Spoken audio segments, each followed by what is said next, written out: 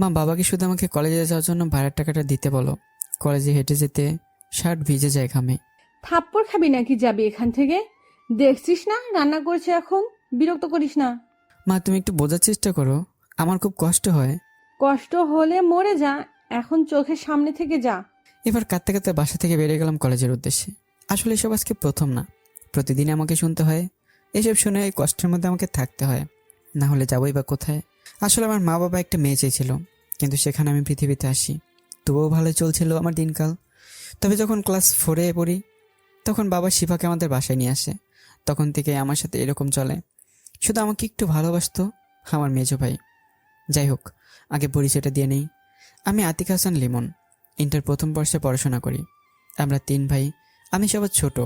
বড় ভাই বউ নিয়ে আলাদা থাকে। আমার বাবা একজন ব্যবসায়ী। যাই হোক, এবার গল্পে ফিরি। আমি হেঁটে হেঁটে কলেজে পৌঁছালাম, শার্ট ঘামে ভেজা। কিরে, এসেছিস? তোর জন্য কতক্ষণ ধরে অপেক্ষা করতেছি। আরে ভাই, মনে হচ্ছে তুই কান্না করেছিস। আরে না, কান্না করবো কেন? হালকা চোখ মুছে নিলাম। আসলে বাসায় বসে কান্না চাপ এখনও রয়েছে মুখে। ও বুঝেছি, চল ক্লাসে যাই। চল। তারপর সবাই একসাথে ক্লাসে গেলাম। কিছুক্ষণের মধ্যে স্যার চলে আসলো। সবাই দাঁড়িয়ে সালাম দিলাম। সবাই বসো। এ কি লিমন, তোমার শার্টে এত ঘাম ভেজা কেন? লেখাপড়া তো ভালোই করস, কেন মেয়ের পিছনে ঘুরিসনি তো? ক্লাসের সবাই হেসে উঠলো, শুধু আমার 3টা বন্ধু বাদে। এটা থেকে খুব খারাপ লাগলো, কিন্তু বেশি কষ্ট লাগেনি, কারণ কলেজের স্যারেরাও কোনো না কোনোভাবে প্রতিদিন অপমান করেই। এগুলো সহ্য করতে করতে আজ আমি কত বিক্ষত। যাই হোক, স্যারের কথায় উত্তর না দিয়ে চুপচাপ করে রইলাম। হয়েছে, থাক বস। তারপর আমি বসলাম। স্যার ক্লাস শুরু করলো। ক্লাসে অনেক কষ্টেই মন বসালাম, কারণ অপমানিত হওয়ার পর ক্লাসে মন বসানো অনেক কঠিন। ক্লাস শেষে বের হলাম। ভাই, বিড়িটা দে, আজকে খাবো। ওরা আমার দিকে অবাক দৃষ্টিতে তাকিয়ে আছে, কারণ আমি ওদেরকে সবসময় মানা করতাম এটা খেতে। আজকে আমি খেতে চাইলাম। কি হলো দে? সিএম এগিয়ে দিল। দিলাম এক টান। দোয়া হালকা ভিতরে গিয়ে কেসে উঠলাম। আপনারা হয়তো ভাবছেন দোয়া ভিতরে নিতে হয়, এটা জানলাম কেমনে? আমি আগে না খেলেও এটা নিয়ে আলোচনা করেছিলাম একদিন, এটা খাই কিভাবে। এবার গল্পে আসি। সিগারেট টানতে থাকলাম, আর চোখ দিয়ে অনবরত পানি পড়ছে। সিয়াম নিয়ে গেল সিগারেটটা জোর করেই। ভাই, তুই কান্না করছিস কেন? ভাই, কি করব বল? বাসায় অবহেলা, বাইরে অপমান, কলেজে অপমান, এ নিয়ে কেমনে থাকবো বল? মানে বাসায় অবহেলা মানে কি বলছিস? শুনবি তাহলে? শোন। প্রতিদিন বাসা থেকে একদিনও একটা টাকা দেয় না, এমনকি আমার পরে রাখা খরচও দিতে চায় না। দিতে চায় না কি, একেবারে দেয় না। এখন লাস্ট 9-এ বসে আমার প্রাইভেটের টাকা দিছিল, তারপর আর দেয়নি। আমি নিজে টিউশনি করে এভাবে পড়তে পারতেছি। আমাকে আমার পরিবার চোখেই দেখতে পারে না। আমার মেজো ভাইটা আমাকে ভালোবাসতো, সে এখন ভার্সিটিতে পড়ে দূরে থাকে।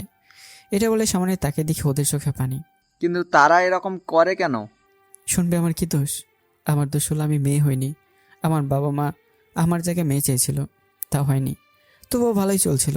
কিন্তু যখন থেকে আমার ফুফাতো বোন শিফা আসছে, তখন থেকে আমার অবহেলিত অধ্যায় শুরু। এই ব্যাপার? তাহলে থাকিস কেন ওই বাড়িতে? চলে আয় আমাদের বাসায়। না থাক, তারা আমাকে যতই কষ্ট দেখ, আমি তাদের সাথেই থাকবো। ও ভাই, সাবধানে থাকিস। আচ্ছা, সবাই বাসায় যাই, না হলে আবার এ নিয়ে আমাকে মারতে পারে। ওকে, যা তাহলে। ওদের থেকে বিদায় নিয়ে বাসার দিকে হাঁটতে শুরু করলাম। কিছু দূর যেতেই দেখি শিফা দাঁড়ানো। আমি দেখেও না দেখার ভান করে হাঁটতে লাগলাম। শিফা এসে আমার সামনে দাঁড়ালো।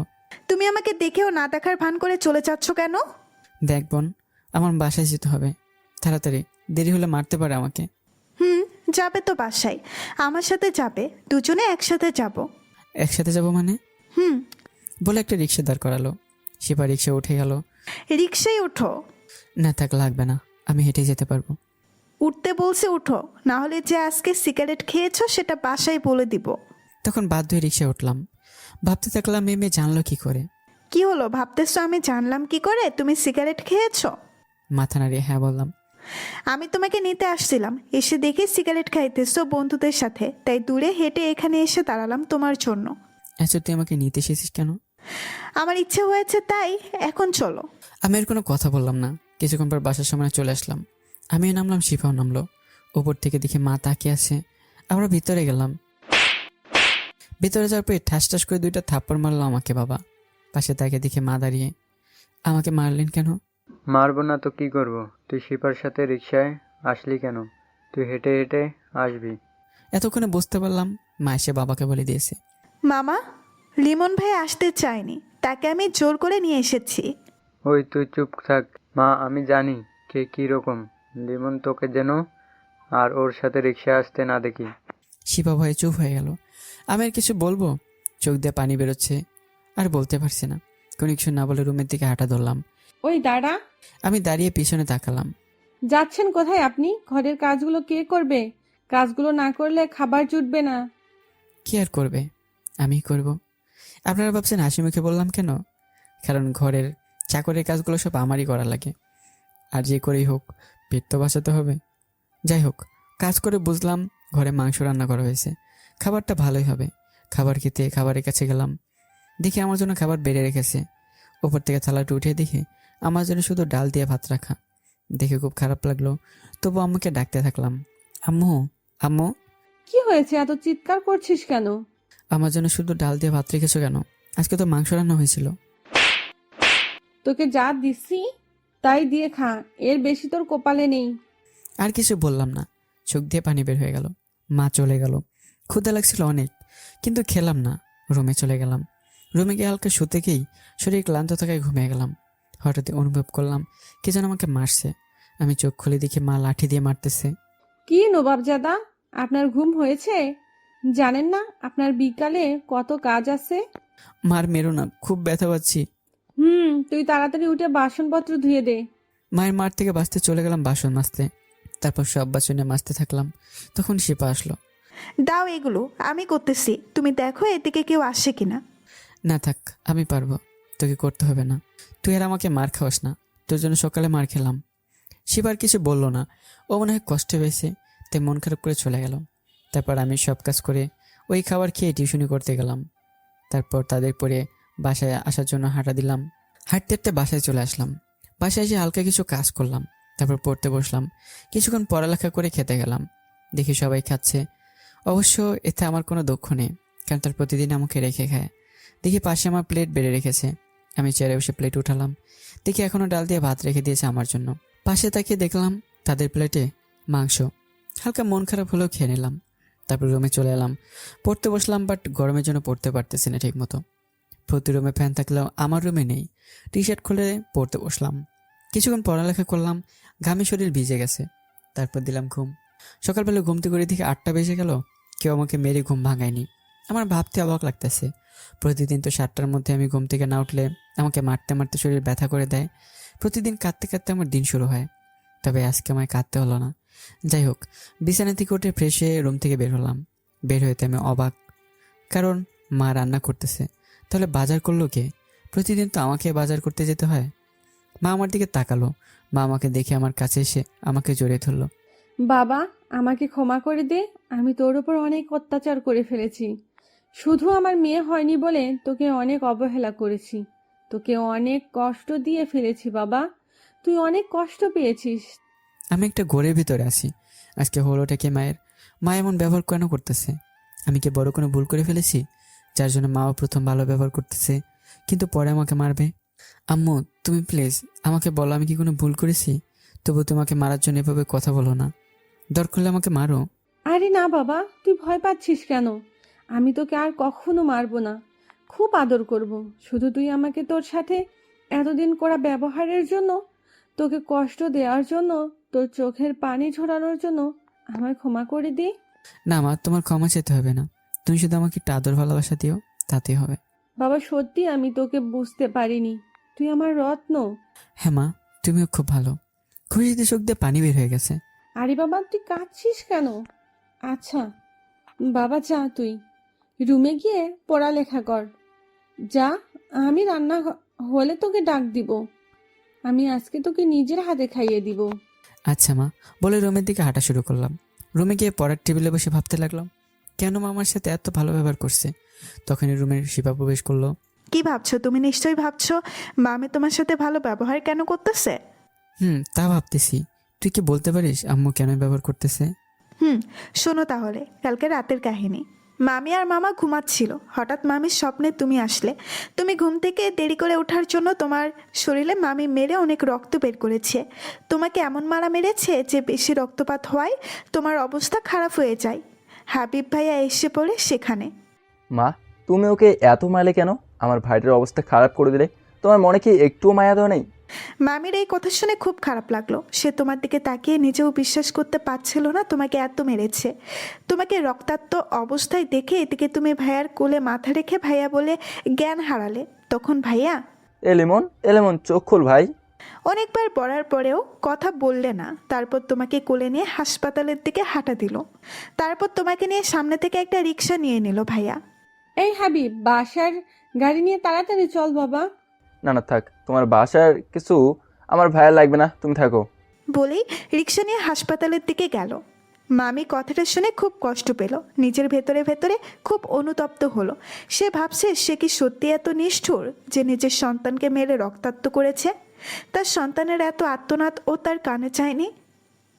তার তোমার জন্য খুব মায়া লাগতে লাগলো। সে তাড়াতাড়ি গাড়ি নিয়ে ভাইয়ার রিক্সার পেছনে পেছনে যেতে লাগলো। ভাইয়া হাসপাতালে পৌঁছে গেল, মামিও পৌঁছে গেল ডাক্তারে। তোমাকে রুমের ভেতরে ঢুকালো, ভাইয়ার সাথে গেল। কিন্তু যেই মামি যেতে চাইলো ভাইয়া তাকে ঢুকতে দিল না। তখনই মামি চিৎকার করে ঘুম ভেঙে গেল। এই, আমাকে আমার ছেলের সাথে যেতে দে, আমি আমার ছেলেকে দেখব। আমার অনেক বড় ভুল হয়ে গেছে। পাশ থেকে মামা লাফিয়ে উঠল। এই কি হলো তোমার? তুমি এভাবে চিৎকার করলে কেন? কি হয়েছে? আমরা ছেলেটার উপর বেশি অত্যাচার করে ফেলেছি, ওকে আর কষ্ট দেয়া যাবে না। এই আসছে, তুমি ওর সাথে ভালো ব্যবহার করো। আমার ওকে ভালো লাগে না, আমি আগের মতোই থাকবো। তুমি যা করার করো, আমি গিয়ে আমার ছেলেকে একবার দেখে আসি। আল্লাহ জানে কি স্বপ্ন দেখেছো, যা করার করো তুমি। আমার এত আধিক্যতা ভালো লাগে না। এদিকে মামি তোমার রুমে এসে দেখে তোমার শরীর ঘামে ভেজা, ঘুমাচ্ছ। সে মাথায় হাত বুলিয়ে নিচের শাড়ির আঁচল দিয়ে তোমার ঘাম মুছে অন্য ঘর থেকে পাখা এনে বাতাস করতে থাকলো। সকালবেলা চলে গেল। তারপর মামাকে জোর করে বাজারে পাঠালো আর চাকর রাখতে বললো। তারপর তোমার ঘুম ভাঙার পর তো জানোই, বলেই কালকে রাতের কথা শেষ করলো। আজকে খুব খুশি লাগতেছে রে। খুশি তো লাগবেই, আর হাবিব ভাইয়া আসবে তা তো নিশ্চয়ই জানো। হ্যাঁ, ভাইয়ের পরীক্ষা শেষ, এখন একেবারে যেন আমাদের বাসায় চলে আসবে। আচ্ছা আমি গেলাম। তারপর আমি পড়তে বসলাম। কিছুক্ষণ পর মা ডাক দিল খাবার টেবিলে। আমি বাধ্য ছেলের মতো তার কাছে গেলাম। তারপর মা আজকে আমার পাশে বসালো। আয় বাবা বস, আমি আজকে তোকে নিজে হাতে খাইয়ে দিব। আমি বসে পড়ে বাবার দিকে তাকালাম, দেখি চোখ বড় বড় করে তাকিয়ে আছে। আমি ভয়ে চোখ নামিয়ে নিলাম। মা ভাত মেখে আমার মুখের সামনে ধরলো। নে বাবা নে, আজকে তোর পছন্দ মতো মাংস রান্না করেছি। আমি ভাত মুখে নিলাম আর খুশিতে কান্না করে দিলাম। আরে বাবা, কান্না করছিস কেন? খাবারটা খা, তুই আর কান্না করিস না। না মা, কান্না করতেছি না, আসলে খুশিতে চোখ দিয়ে পানি বের হয়ে গেছে। ন্যাকামি দেখে আর বাঁচি না, যত সব। আমার খারাপ লাগলো, কিন্তু কিছু করার নেই। খাওয়া শেষ করলাম, তারপর রুমে রেডি হয়ে কলেজের জন্য বের হলাম। এই নে 500 টাকা। টাকা দিচ্ছ কেন মা? কেন, তোর কলেজে যেতে খরচ লাগে না?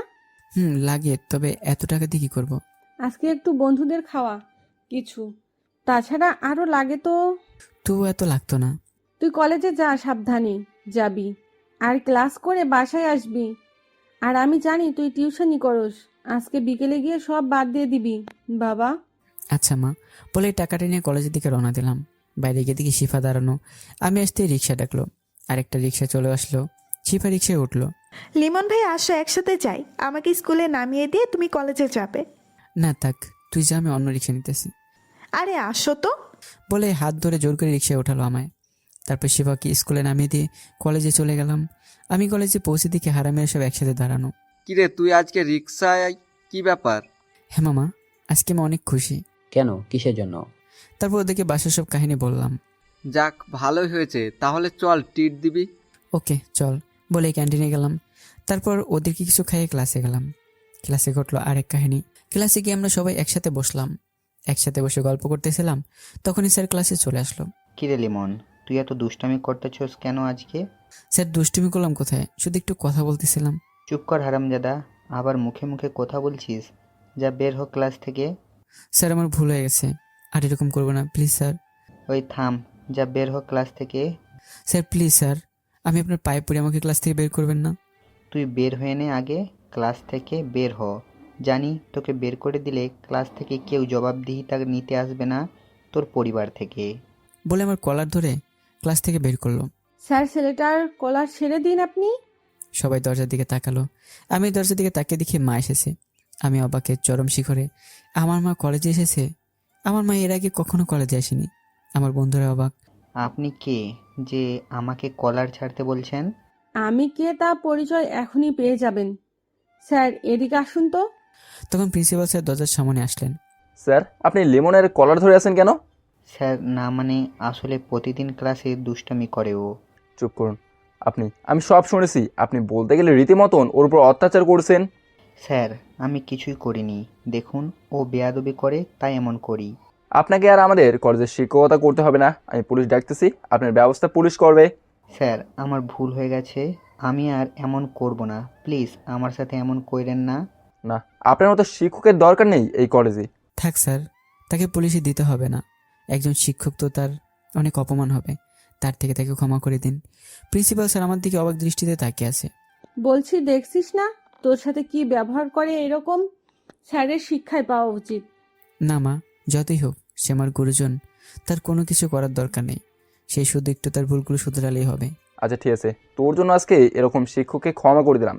এরপর যদি কখনো করে তাহলে তাকে চাকরি থেকে বরখাস্ত করবো তো করবই, এবং তার সাথে শাস্তির ব্যবস্থা করব। জি স্যার, আমাকে ক্ষমা করে দিন। আমি এরকম কখনো করব না। আমাকে একটা শেষ সুযোগ দিন। আমার পরিবার নিয়ে এমনিতেই আমি খুব কষ্টে আছি। আমার এই চাকরি গেলে আমার পরিবার খুব কষ্ট থাকবে। কি ক্ষমা চাচ্ছেন? ক্ষমা চান লেমনের কাছে। ওর জন্যই তো আপনাকে ক্ষমা করে দিলাম। ওর কাছ থেকে শিখুন। লিমন বাবা, তুই আমার চোখ খুলে দিয়েছিস। তুই সত্যিই খুব ভালো একটা ছেলে।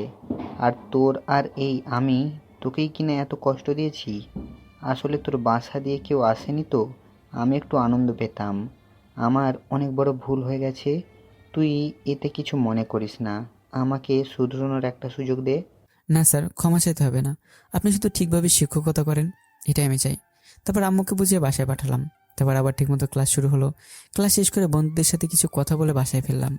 খুশি লাগছে, কারণ বিকেলবেলা ভাইয়া বাসায় আসবে। ভাইয়া আমাকে খুব ভালোবাসে। যাই হোক, দুপুরে খাবার খেয়ে যেখানে টিউশনি করতাম সেখানে চলে গেলাম এবং তাদেরকে জানিয়ে দিলাম আজ থেকে আমি পড়াতে পারবো না। তারা অনেক কষ্ট পেল। পরিবার আমাকে ভালোবাসতে শুরু করেছে, এতে তারা অনেক খুশি। বাসায় আসতে আসতে ভাইয়া ফোন দিল। হ্যালো ভাইয়া।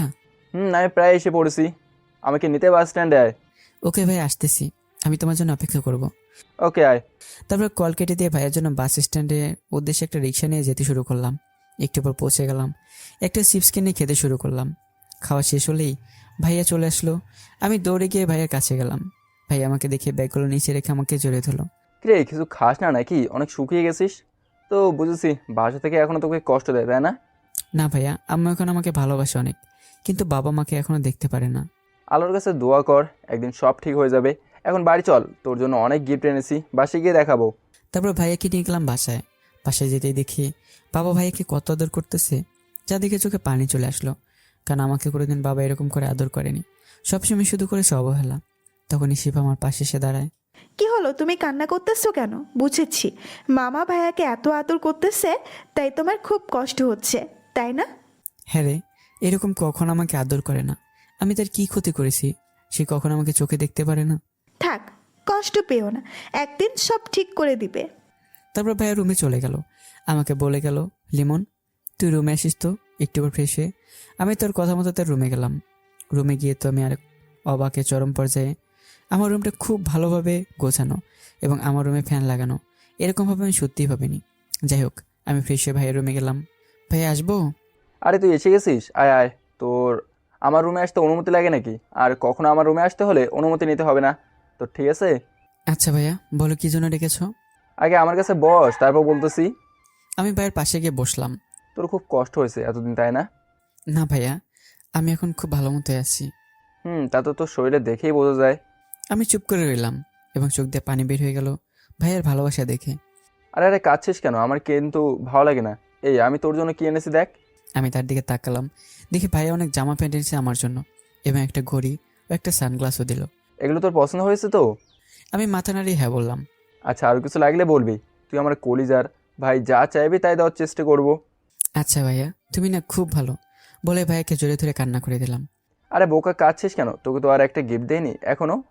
আমি ভাইয়ার দিকে জিজ্ঞাসার দৃষ্টিতে তাকালাম। ভাই ব্যাগ থেকে একটা বক্স বের করলো। এটা কি ভাইয়া? তোর জন্য একটা স্মার্টফোন। আমার ভাই কলেজে উঠবে আর আমি স্মার্টফোন চালাবে না, তাই কি করে হয়? আমার তো বোন দিকে খুশিতে লাফাতে ইচ্ছে করলো। যে লাভ দিতে যাব ভাইয়ের দিকে তাকিয়ে আবার থেমে গেলাম। হয়েছে নাচতে হবে না, যা রুমে গিয়ে ফোনে চার্জ দে, আর জামা কাপড়গুলো দেখ ঠিক আছে কিনা। আমি ভাইয়ের কথা মতো সব করলাম। এভাবে চলে গেল 1টি মাস, খুব ভালোভাবেই কেটেছে, কিন্তু বাবার জন্য খুব কষ্ট লেগেছে মাঝে মাঝে। এখন বাসায় ভাইয়ের বিয়ের কাজ শুরু হয়েছে। আজকে মেয়ে দেখতে যাব সবাই রেডি হয়ে বের হলাম। তখনই আচ্ছা, ওর যাওয়া লাগবে কিসে? আমি দাঁড়িয়ে গেলাম, কষ্টে চোখে পানি এসে গেল। আহা, আজকেও আমার ছেলেটাকে কাঁদালে। তুমি কি জীবনেও ভালো হবে না? ওর মতো ছেলে আমার দরকার নেই। ওর জন্য আমি খারাপ হলে আমি খারাপ। আচ্ছা ঠিক আছে, তোমরা যাও, আমি বাসায় থাকবো বলে বাসার দিকে হাঁটা ধরলাম। ওই দাঁড়া, আমার জন্য ও মেয়ে দেখতে যাচ্ছে আর তুই যাবি না? তাহলে তো আমি যাবই না। বলে আমার কাছে এসে আমার হাত ধরে নিয়ে গাড়িতে উঠালো। আমি আর কোনো কথা বলতে পারলাম না, গাড়ি ছেড়ে দিল। কিছুক্ষণের মধ্যে পৌঁছে গেলাম আমরা। গাড়ি থেকে নেমে ভাইয়ের সাথে থেকে একসাথে বাসার ভিতরে গেলাম। বাবা মা সবার সাথে কুশল বিনিময় করলো। তারপর মেয়ে নিয়ে আসা হলো। মেয়ে ভাইয়ের পছন্দ হলো এবং 1 সপ্তাহ পর বিয়েও ঠিক করা হলো। বাসা সবাই চলে আসলাম। তারপর বিয়ের কাজ শুরু হয়ে গেল। ভাইয়াও খুব খুশি। তবে বাবির সাথে আমার এখনও কথা হয়নি। ভাইয়া বলেছিল কথা বলতে, কিন্তু বলিনি। যাই হোক, বাসার অনেক কাজ। ভাইয়ের কথা মতো আমি আমার বন্ধুদের দাওয়াত দিলাম। আমি বাবার সামনে তেমন একটা যেতাম না, ভয়ে যদি বন্ধুদের সামনে আমাকে অপমান করে, সেই জন্য। তবুও পেলেই কিছু না কিছু করতো যাতে আমি কষ্ট পাই। এভাবে চলে আসলো বিয়ের দিন। সব আত্মীয় স্বজনরা চলে আসলো। আমরা সবাই চলে গেলাম ভাবিদের বাড়ি। সেখানে গেটে টাকা দিয়ে ভিতরে ঢুকলাম। বন্ধুরা আলাদা হলো মেয়ে দেখার জন্য। আমার তো সেদিকে ভালো লাগে না, একা হাঁটতে লাগলাম। কোত্থেকে যেন একটা মেয়ে আসলো। হাই বেল সাহেব। জি, আমাকে বলছেন?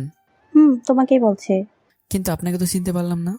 আমি হলাম তোমার ভাবির একমাত্র ছোট বোন ঋতু। ও, তাহলে তো আপনি আমার বেয়ান। তখনই কোত্থেকে যেন শিফা আসলো। আরে লিমন ভাইয়া, এখানে কি কথা হচ্ছে? এই মেয়ে, কে তুমি? দেখতেছো না ওর সাথে কথা বলতেছি, তাহলে মধ্যে আসলে কেন? আরে ওই মেয়ে, সমস্যা কি? এই হচ্ছে আমার বয়ফ্রেন্ড এবং ফুফাতো ভাই। আমি শিফার কথা শুনে তো অবাকের চরম শিখরে। ও কি বলছে এসব? মানে এটা কি সত্যি লিমন? আমি কিছু বলতে যাবো তার কি? ও কি বলবে? যা বলার তা আমিই বলে দিয়েছি। এটা কি হচ্ছে লিমন? এই মেয়ে, চুপ থাকো, ওর সাথে আর কথা বলবি না। বলে আমার হাত ধরে ওখান থেকে অন্য জায়গায় নিয়ে গেল শিফা। এই তুই কি করছিস বলতো? তুই এসব কথা বললি কেন? সর এখান থেকে, আমি একটু ভালো থাকতে চাই, থাকতে দে। কেন? আমি তোমার খারাপ কি করেছি? এমনিতে তো জানিস বাবা মাকে চোখে দেখতে পারে না, তার উপর আবার তুই যে ব্যবহার করছিস, বাবা যদি জানতে পারে আমাকে মেরে ফেলবে। শিফা কিছু না বলেই চুপ করে রইল। তখনই বন্ধুরা আসলো। কি, কোথায় থাকোস? একসাথে ঘুরলাম, তার তুই একা একা থাকোস? আরে ভাই, এইমাত্র কাহিনী ঘটেছে অনেক। কি কাহিনী রে দোস্ত? তারপর দেখি ঋতু আর শিফা কি করেছিল সব বললাম। আরে ভাই, এটা মিস করলাম আমরা। ভাই, তবে আমার মনে হয় তোকে সিফা ভালোবাসে। ভাই আমার দিকটা দেখ তুই। তোর দিক দিয়ে তুইও ঠিক আছো। আচ্ছা ভাই বাদ দে, চল ভাইয়ের সাথে দেখা করে আসছি। চল। তারপর সবাই মিলে ভাইয়ের কাছে গেলাম। সেখানে গিয়ে দেখে ভাই স্টেজে বসানো হয়েছে, ভাবিও পাশে আছে। একবার কথা বলতে কেউ আবার বলিনি, কারণ আমার কথা বলতে লজ্জা লাগছিল। যতই হোক অচেনা ছিল, আর সে যদি আগেই কথা বলতো তাহলে আলাদা কথা ছিল। যাই হোক, আমি ভাইয়ের সাথে টুকটাক কথা বলে আবার বন্ধুদের কাছে গেলাম। এবার ওদের সাথে হাঁটতে লাগলাম। তখনই আবার ঋতু আসলো। এই যে লিমন, একটু শোনো। হ্যাঁ বলুন। এখানে বলা যাবে না, একটু আলাদা হয়ে কথা বলি। না থাক, যেতে হবে না, আর সবাই আমার সব কিছু জানে। প্লিজ একটু কথা বলবো। লিমন থাক, যা কি বলে শুনে আয়। তারপর আমাকে ঋতু ওদের থেকে একটু দূরে নিয়ে গেল, যেটা চোখ এড়ায়নি। শিবারও খুব কষ্ট লাগলো নিয়ে যাওয়ার পর। এখন বলুন কি বলবেন? দেখো, আমি জানি তোমার ওই মেয়েটার সাথে কোনো সম্পর্ক নেই, আমি সব জানি। তো তাতে আপনার কি? আমার কি তা হলো, আমি তোমাকে ভালোবাসি। আমি তোমাকে হারাতে চাই না। আমি জানি ওই ডাইনিটাও তোমাকে ভালোবাসে। দেখুন, আমি সব পছন্দ করি না, আমি লেখাপড়া করতে চাই। এটা ভালো, কিন্তু তোমাকে খুব ভালোবাসি। বলেই জড়িয়ে ধরতে চাইল ঋতু। এটা দেখে শিবা প্রায় কান্নাই করে দিল, কিন্তু এদিকে যে আমাকে জড়িয়ে ধরতে চাবে, তখনই ঠাস করে একটা থাপ্পড় দিলাম। কি ভেবেছেন এটাকে আপনি? এটাকে ভালোবাসা বলে? আজকে দেখে পছন্দ হয়েছে বলে আপনি প্রপোজাল দিয়ে জড়িয়ে ধরতে চাইলেন? এটা কি ভালো মেয়েদের কাজ? তাই বলে তুমি আমায় থাপ্পড় মারবে? তো কি করব, আমার এসব অসহ্যকর কিছু ভালো লাগে না, না আমি এগুলো প্রশ্রয় দিই। আমাকে ঋতুর সাথে খারাপ ব্যবহার করতে দেখে শিফা মনটা ভালো হয়ে গেল। শিফা মনে মনে যেটা চেয়েছে সেটাই হলো। তুমি কাজটা ভালো করলে না লিমন, তোমাকে এর হিসাব দিতে হবে। আমি চলে গেলাম বন্ধুদের কাছে। কিরে, কি হলো ওখানে? আরে ভাই, তারপর ঋতুর ওখানে যা যা ঘটেছে তা সব বললাম। আরে ভাই, ঋতু মেয়েটা এখন যদি তোর সাথে কিছু করে? কি করব, আমি তো আর ওকে বাজে কিছু বলিনি, দোষটা ওরই ছিল। তাও ঠিক। তারপর খাওয়ার জন্য ডাক দিল সবাইকে। আমরা খেতে চলে গেলাম। ভাইয়াকে খেতে বসানো হলো আলাদাভাবে। সবাই খেতে লাগলো। আর অন্যদিকে ঋতু কান্না করতে করতে চলে গেল তার বোনের কাছে, মানে আমার ভাবির কাছে। কাঁদতে কাঁদতে সবকিছু ওর আপুকে খুলে বলল। আরে বোকা, কাঁদছিস কেন? আমি ওকে শাস্তি দেব, আগে ওদের বাসায় যেয়ে নেই। তারপর ঋতু আচ্ছা বলে চলে গেল ওখান থেকে। তারপর ভাবি ভাবতে থাকলো কিভাবে আমাকে উচিত শিক্ষা দিতে হবে। যাই হোক, গল্পে আসি। খাওয়া দাওয়া করে বিয়ে পড়ে বাসার দিকে রওনা হলাম। একটার দিক খেয়াল করলাম ঋতু আমাদের বাসায় যাচ্ছে। ও যাচ্ছে, যাক, আমার কি। আমি আমার বন্ধুদের নিয়ে একটা গাড়িতে উঠে দুষ্টুমি করতে করতে বাসার দিকে যেতে থাকলাম। কিছুক্ষণের মধ্যেই গাড়ি বাসার সামনে এসে পড়লো। সবাই গাড়ি থেকে নেমে রেডি হলো ভিতরে যাওয়ার জন্য। মা দরজার সামনে দাঁড়িয়ে ভাইয়া ভাবিকে বরণ করলো। তারপর সবাই বাড়ির ভিতরে প্রবেশ করলাম। হালকা ক্লান্ত লাগছিল, তাই বন্ধুদেরকে নিয়ে রুমে গেলাম। সবাই ফ্রেশ হলাম। বাড়িতে সবাই আনন্দ করতেছে, আর অন্যদিকে ঋতু মন খারাপ করে ওর বোনের কাছে বসে আছে। তাই আর ওর বোন মানে আমার ভাবি চুপ করে থাকতে পারলো না। তখন সে তার বোনকে একটা বুদ্ধি দিল আমার ক্ষতি করার জন্য। ঋতু এতে অনেক খুশি হলো, আমার কিছু একটা ক্ষতি করতে পারবে, ওর থাপ্পড়ের প্রতিশোধ নিতে পারবে। এদিকে আমরা ফ্রেশ হয়ে বের হলাম। তারপর সবাই মিলে বাইরে বসে আলাদা আড্ডা দিতে লাগলাম। তখনই ঋতু আসলো আমাদের কাছে। আমি একবার তাকে না দেখার ভান করে থাকলাম। লিমা শোনো, একটু কথা বলার ছিল। বলুন, আপনি কি বলবেন? আর দুপুরে থাপ্পড় মারার জন্য সরি। আপনি যেটা করেছেন ওটা ভালো মেয়েদের কাজ না। আমিও আমার ভুল বুঝতে পেরেছি, তাই তো একটু কথা বলতে এসেছি। একটু আলাদা কথা বলে। তারপর ওর সাথে একটু আলাদা হলাম। এবার শিপা খেয়াল করেনি আমরা আলাদা কথা বলতেছি। তবে ঋতু তখন ফোন বের করে কাকে যেন কি একটা মেসেজ লিখলো। বলুন এখন। দেখো, আমি যা করেছি সবকিছু না জেনে বুঝে করেছি। আমি আমার ভুল বুঝতে পেরেছি। ওকে, সমস্যা নেই, এখন থেকে এগুলো খেয়াল রাখবেন। তখনই বাড়িতে একটু চিল্লাচিল্লি শুরু হলো। সবাই সেখানে গেলাম। দেখি ভাবি বলতেছে সে তার গয়না খুলে ওয়াশরুমে রেখে গিয়েছিল, আর সেটা পাচ্ছে না। ভাবির এসব কথা শুনে সবাই চলে আসলো সেখানে। কখন হলো এমন? এই মনে করো 10 মিনিট হলো। আমি প্রথমে খুঁজতে থাকলাম, কিছুক্ষণ খোঁজার পর পেলাম, তখন তোমাদের জানালাম। কি বলছো আপু?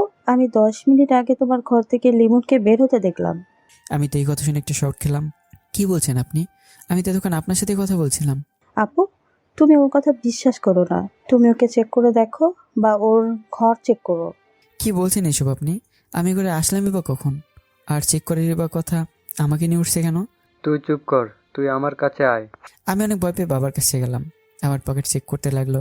হঠাৎ দেখলাম বাবা আমার পকেট থেকে একটা চেন বের করলেন। আমি তো অবাক, এই চেন আমার পকেটে আসলো কি করে? বাবা আমার দিকে খুব রাগে চোখে তাকালো। তারপর আমাকে ছেড়ে সেখান থেকে চলে গেল। ভাই আমার কাছে এসে ঠাস করে 2টা থাপ্পড় বসিয়ে দিল। তোকে কি আমি কখনো কম কিছু দিয়েছি যে চুরি করতে হবে? ভাইয়া বিশ্বাস করো, আমি এটা চুরি করিনি। এটা কিভাবে আমার পকেটে আসলো আমি কিছু জানি না।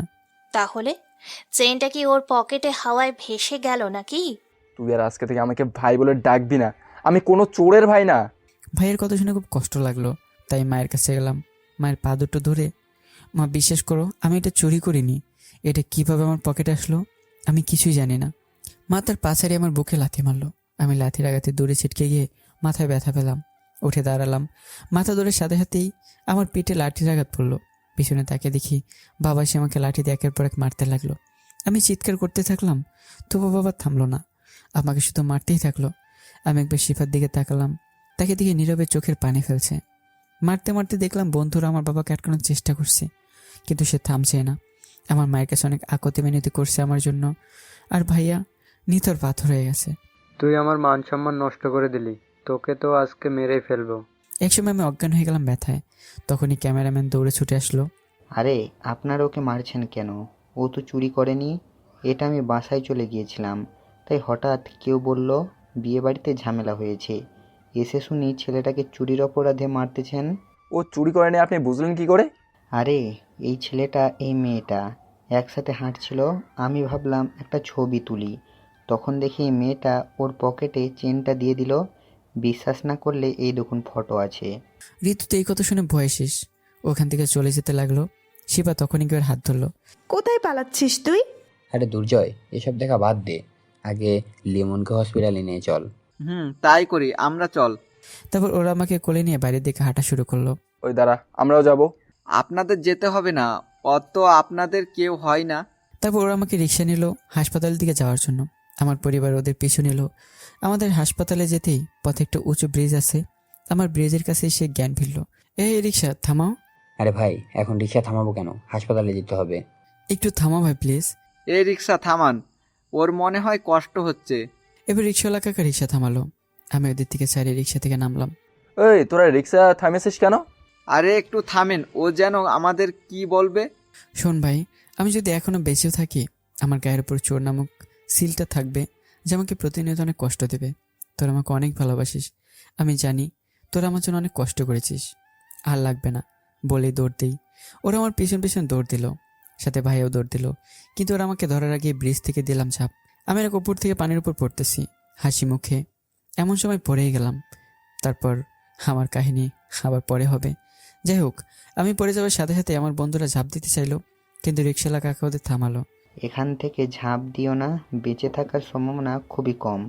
চলো আমরা নিচে থেকে ওরে খুঁজি। তারপর রিক্সাওয়ালা কাকার সাথে ব্রিজের নিচে নেমে যায় আর আমাকে খুঁজতে থাকলো। ভাইয়া ওদের সাথে গেল, কিন্তু কি আর হলো, আমাকে তো আর খুঁজে পেল না। ওরা অনেকক্ষণ খুঁজলো, কিন্তু ওরা শুধু একটা জায়গায় একটু রক্ত দেখতে পেল। নদীতে প্রচুর স্রোত ছিল, ওর ওপরে উঠে এলো, কিন্তু ভাইয়া খুঁজতে লাগলো কান্না করতে করতে। তারপর রিক্সাওয়ালা কাকা জোর করে ভাইয়াকে উঠালো। কাকা, আমাকে আর আমার ভাইটাকে স্রোতে কোথায় নিয়ে গেল ধরতে পারলাম না। আমার ভাইটার এখন অবস্থা খুব খারাপ। আমার পরিবারের সবাই আমি যেখানে সে ঝাঁপ দিছি সেখানে সে দাঁড়িয়ে কাঁদতেছে। ভাইয়া আমার বন্ধুরা সেখানে আসলো বলে ব্রিজের ওপরের একটা পিলারের সাথে মাথায় বাড়ি দিয়ে দিয়ে কান্না করতে করতে অজ্ঞান হয়ে গেল মা। শিবা তো সেই কখন থেকে কান্না করতেছে। ভাবে আর ঋতু ভাই চুপ করে আছে। বাবা সে পাথর হয়ে গেছে। হাবিব চল, ওইদিকে যাই, লিমনকে পেতে পারি। চলেন, আমিও যাব। তখনই ভাবি ওখানে আসলো। তোরা ওর কেমন বন্ধু? তোরা ওকে আটকাতে পারলি না? আমার তো মনে হয় তোরাই ওকে এমন বুদ্ধি দিয়েছিস। আমার চুপ কর তুই। তোর বোনের জন্য আজ আমাদের এই অবস্থা। আমার ভাইটাকে হারালাম, তোকে আমি কালকেই ডিভোর্স দেবো। ভাবি ভাই চুপ হয়ে গেল। এখন আমাকে দোষ দিচ্ছ? আসল দোষটা তো তোমারই। তুমিই তো আমায় এমন করতে বলছো। কি, এটাও তোর বুদ্ধি? তোকে আমি কখনোই ডিভোর্স দেবো তোর জন্য? আজকে আমার কলিজার টুকরা ভাই আমার কাছে নেই। শুনুন, এখানে আমাদের কথা আছে। শুনুন ভাবি, আপনি আমাদের উপর যে দোষটা দিচ্ছেন, আমরাই ওকে মারার জন্য বলেছি। আপনি একটু এটা রিক্সাওয়ালা কাকার কাছে জিজ্ঞাসা করেন আমরা কি করেছি। আর আজকে লিমনের এই অবস্থার জন্য দায়ী আপনি। আপনি কি জানেন, ও এই 8 বছর ধরে হাবিব ভাইয়া ছাড়া সবার কাছে অবহেলিত হয়েছে। এমনকি আন্টিও ওকে অনেক কষ্ট দিয়েছে, যা কোনো মা নিজের সন্তানের সাথে এমন করে না। তবে আন্টি এই 1 মাস ওকে নিজের সন্তানের মতো দেখেছে, যার জন্য ও খুশি হলেও এই যে আঙ্কেল তার জন্য ওকে প্রতিদিন কষ্ট পেত, সে তো কখনো ওকে দেখতেই পারতো না। এখন তো তার ভালোই হয়েছে, আর তার চোখের কাঁটা সামনে থাকবে না। দেখেন ভাবি, আপনি কি কাজটা ঠিক করেছেন? একটা অবহেলিত ছেলে আনন্দ পেতে শুরু করলো, আর আপনার আজ সে আছে নাকি নেই তাই বলা যাচ্ছে না। ভাবির কথা শুনে স্থির হয়ে গেল। তার চোখ দিয়ে পানি বের হয়ে গেল। সে যে কত বড় ভুল করেছে তা এখন টের পেল। আর ঋতু তো ভয়ই শেষ। আপনাকে আর কি বলবো, আর এর জন্য বলতে পারেন বেয়াদবি করতেছি। আপনারা এর জন্য আমাকে মারতেও পারেন, তবুও আজ আমি এই কথা বলবই। যিনি ওর জন্মদাতা পিতা, সে লিমনের সাথে যা ব্যবহার করেছে, ওর জায়গায় আমি হলে এর জন্য আমি তার সাথে খারাপ ব্যবহার করে বাসা থেকে চলে আসতাম। কিন্তু লিমন শত কষ্ট করেও সেখানে থেকেছে। আপনাদের মাঝে যা কেউ করবে না। আর আজকের দিনে যা দেখলেন, পরিবারের সবাই একটা বাইরের মেয়ের কথা বিশ্বাস করে, তা তো অতুলনীয়। এই থাক, বাদ দে। একটা নিষ্ঠুরতম পরিবারের সাথে কি কথা বলতেছিস? আরে এরকম বাবাদের তো কোনো সম্মানই দেওয়া উচিত না। চল আমরা লিমনকে খুঁজতে যাই। ওরা আমাকে খোঁজার জন্য হাঁটতে লাগলো নদীর পাড়ে পাড়ে। এই কথা শুনে বাবা রাস্তায় বসে পড়লো। শিফা গিয়ে বাবাকে ধরলো। বাবা খুব জোরে জোরে কাঁদতে থাকলো। আমি আমার ছেলের উপর অনেক অত্যাচার করেছি, যা ও সব মুখ বুজে সহ্য করে নিয়েছে। প্রতিদিন আমার কাছে এসে টাকা চাইতো, আমি দিতাম না। ও তাতে কান্না করতো, কিন্তু ওর চোখের পানির দিকে আমি তাকাইনি। আমি কত নিষ্ঠুর। মা যে এর মাঝে অজ্ঞান হয়ে আছে তার খেয়াল কেউ করেনি। হঠাৎই ভাইয়া চোখ পড়লো সেদিকে। তারপর তাড়াতাড়ি করে মাকে হাসপাতালে নিয়ে গেল। সেখানে ভাবি, শিফা আর ঋতুকে রেখে ভাইয়ের আব্বু আমাকে খুঁজতে লাগলো, কিন্তু শেষ পর্যন্ত আমাকে কেউ খুঁজে পেল না। তাই হাসপাতালে চলে গেল। মায়ের জ্ঞান ফিরেছে, আর জ্ঞান ফেরার পরে লিমন লিমন বলে লাফিয়ে উঠছে। ভাবি তার কাছে গিয়ে মায়ের পাশে বসলো। আমার ছেলেটা আমার কাছে এসেছিল বলতে, ও কিছু করেনি, কিন্তু আমি আমার ছেলেকে লাথি মেরে সরিয়ে দিয়েছিলাম। লিমন কোথায়? তোমরা কি কেউ লিমনের খোঁজ পেয়েছো? মায়ের ডাকাডাকি শুনে ভাইয়ার বাবাও কেবিনে আসলো। কি হলো, কেউ কিছু বলছো না কেন? সবাই মাথা নিচু করে আছে, কেউ কিছু বলতে পারছে না। শোনো, তুমি সুস্থ হও, লিমনের জন্য আমরা খোঁজ করতেছি, আমরা সব রকম চেষ্টা চালাচ্ছি। আপনি চুপ করুন, আমি আপনার সাথে কথা বলতে চাই না। আজ আপনার জন্য আমার ছেলেটা আমার কাছে নেই। কেউ তার আপন ছেলেকে এমন মার মারতে পারে? বাবা চুপ হয়ে গেল। মাকে রিলিজ দেওয়া হলো হাসপাতাল থেকে এবং তাকে বাড়ি নিয়ে যাওয়া বলা হলো। ভাবির বাড়ি থেকে লোকজন এসে বাবার আর ভাইয়ের কাছে ক্ষমা চেয়েছে। তারপর বাবার কথায় ভাবিকে ডিভোর্স দিল না, কিন্তু ভাবির সাথে কথা বলে না ভাইয়া। এদিকে মা আর ভাইয়া দুজনে বাবার সাথে কথা বলে না। শিফার তো কাঁদতে কাঁদতে অবস্থা খারাপ। ওর ভালোবাসার মানুষ আজ নেই। আমাদের বাসায় এখন আর সেই আগের মতো আনন্দ নেই। সবসময় বাসা থমথমে থাকে। এদিকে আমার যখন জ্ঞান ফিরল, চোখ মেলে তাকে দেখি আমি বেডে শোয়া অবস্থায় আছি, মুখে অক্সিজেন মাস্ক লাগানো, শ্বাস নিতেও কষ্ট হচ্ছে, কোনো কথা বলতে পারছি না, খুব কষ্ট হচ্ছে। অনেক কষ্টে হাত নাড়ালাম, বুঝতে পারলাম হাতে স্যালাইন লাগানো। স্যার স্যার, রোগীর জ্ঞান ফিরেছে, তাড়াতাড়ি আসুন। নার্সের কথা শুনে ডক্টর এবং তার সাথে একজন লোক আসলো। ও মাই গড, ওর সত্যি জ্ঞান ফিরেছে। ওকে কারা যেন মেরে উঁচু ব্রিজ থেকে ফেলে দিয়েছিল, যার জন্য ওর হার্ট দুর্বল হয়ে গিয়েছিল। তার জন্য হার্ট পাল্টালাম, তবু ওর ওপর আমার আস্থা ছিল না ও বেঁচে যাবে, কিন্তু আল্লাহর অশেষ রহমতে ও বেঁচে গেল। আচ্ছা ডক্টর, ওর সাথে কি কথা বলা যাবে? না, কোনো মতেই না। ওর সাথে 2 মাসের আগে কোনো কথা বলা যাবে না, সিম্পল কথা ছাড়া। ওকে ডক্টর, তবে ওর চিকিৎসার জন্য কোনো ত্রুটি না হয়। আপনি নিশ্চিন্তে থাকুন, আমরা ওর যথেষ্ট খেয়াল রাখবো। আচ্ছা। বলেই ভদ্রলোকটা আমার মাথায় হাত বোলালো। আচ্ছা, ওর শরীরের অবস্থা খুব খারাপ। নার্স, ওকে ঘুমের ইঞ্জেকশন দিয়ে দাও। তারপর নার্স আমাকে ঘুমের ইঞ্জেকশন দিল। আমার চোখ দুটো আস্তে আস্তে বন্ধ হয়ে গেল। আমি ঘুমিয়ে পড়লাম। এভাবে করতে করতে চলে গেল 2 মাস। এই 2 মাস প্রতিদিন ভদ্রলোক আমার কাছে এসেছে। আমি তার সাথে কথা বলতে পারিনি। সে যখন বুঝতে পারে আমি কথা বলতে চাই, তখন সে আমাকে চুপ থাকতে বলে আমাকে উত্তেজিত হতে মানা করেছে। যাই হোক, আজকে আমার অক্সিজেন মাস্ক খোলা হয়েছে। আমি কথা বলতে পেরেছি। আমি শুধু সেই ভদ্রলোক আঙ্কেলের জন্য অপেক্ষা করছি, কারণ আমি বুঝতে পেরেছি সে আমার চিকিৎসা করেছে। হঠাৎ করে সে আর ডক্টর একসাথে প্রবেশ করলো। আমি তাদের দিকে তাকালাম। তখনই ডক্টর ও সেই আঙ্কেল রুমে প্রবেশ করলো। তোমরা কি কথা বলতে কোনো সমস্যা হচ্ছে? জি না। ও, তাহলে তুমি এখন কথা বলতে পারবে, কিন্তু তোমাকে এখনও 4 মাস বিছানায় থাকতে হবে। আমি মাথা নাড়িয়ে হ্যাঁ বললাম। আচ্ছা বাবা, তোমাকে কারা মেরে ব্রিজ থেকে নিচে ফেলে দিয়েছিল বলতে পারো? আমি ওই জায়গায় থেকে যাওয়ার সময় আমার সিগারেট খেতে মন চেয়েছিল, তাই নদীর পাড়ে শান্তিতে খেতে গেছিলাম। কিন্তু সেখানে গিয়ে দেখি তুমি অজ্ঞান অবস্থায় পড়ে আছো, হাতে চেক করে দেখি বেঁচে আছো। তারপর তোমাকে এখানে নিয়ে আসলাম। আসলে কি হয়েছে বলো তো? এবার আমি কেঁদে দিলাম। আমার আগের দিনের কথাগুলো মনে পড়তে লাগলো। দেখি বাবা, তুমি কাঁদছো কেন? আমাকে সব খুলে বলো। আঙ্কেল আমি বাঁচতে চাই না। আঙ্কেল আমি বাঁচতে চাই না। কেন আপনারা আমাকে বাঁচালেন? তোমার কথা শুনে মনে হচ্ছে তুমি খুব কষ্টে আছো। আসলে তোমার সাথে কি হয়েছে আমাকে খুলে বলো তো। বলে আমার পাশে বসে চোখের পানি মুছে দিল। আচ্ছা শুনুন তাহলে আমার এই পর্যন্ত জীবন কাহিনী, আমার সাথে গোটা সব কিছু আঙ্কেলকে খুলে বললাম। আমি আঙ্কেল ও ডক্টর আঙ্কেলের দিকে তাকিয়ে দেখি দুজনের চোখে পানি পড়ছে। বাবা, তুমি এত অবহেলা, এত অত্যাচার সহ্য করেছো। আমি কিছু না বলে মাথা নিচু করে রইলাম মন খারাপ করে। আরে বাবা, তুমি এমন ভাবে মন খারাপ করছো কেন? আজ তোমার পরিবার থাকতেও তুমি এতিম। তুমি সুস্থ হলে আমার সাথে আমার বাড়ি যাবে। সেখানে গেলে আমি তোমাকে অনেক বড় একটা দায়িত্ব দিব। আমি আঙ্কেলের দিকে জিজ্ঞাসার দৃষ্টিতে তাকালাম। আমি কিছু বললাম না। তা আমি এখন বলবো না, আগে তুমি সুস্থ হও, আমার বাসায় যাবে। এরপর ডক্টরস, আমি একটু বাইরে যাবো, ওর খেয়াল রাখেন। সেবা যত্ন করার জন্য আলাদা নার্সের ব্যবস্থা করা হয়েছে, আপনি কোনো চিন্তা করবেন না। ওকে, আমি তাহলে আসছি একটু, তুমি থাকো, আমি আবার চলে আসবো। আচ্ছা। তারপর আঙ্কেল চলে গেল। এভাবে চলে গেল 6 মাস। বাড়িতে এখন কে বাবার সাথে কথা বলে না। বাবা এখন হাড়ে হাড়ে বুঝতে পারছে অবহেলা কাকে বলে। বাবা যদি কারোর সাথে কথা বলতে চায়, তখনই সেখান থেকে সবাই চলে যায়, শুধু ভাবি আর শিফা ছাড়া। খাবার টেবিলে বাবার সাথে কেউ বসে না। বাবা যখন খেতে বসে, ভাবি তখন শুধু তাকে খাবার বেড়ে দেয়। আর ভাইয়ের সাথে ভাবির সম্পর্কও ঠিক নেই, কারণ ভাইয়া বলে দিয়েছে যতদিন আমার খোঁজ না পাবে, যতদিন আমার সাথে তাদের দেখা না হবে, ততদিন ভাইয়া ভাবিকে মেনে নেবে না। তবুও ভাবি প্রচুর চেষ্টা করে, কিন্তু কোনো কিছুতেই কাজ হয় না। আর এদিকে আমি এখন পুরোপুরি সুস্থ। আমি এই কয়দিন খুব কষ্টে কাটিয়েছি। সারাদিন পরিবারের কথা মনে পড়তো, কিন্তু শুধু চোখের পানি ফেলা ছাড়া আর কিছুই করতে পারিনি। তবে সবসময় বুকে জমে পাথর হয়ে গেছে। এখন একা থাকতে ভালো লাগে।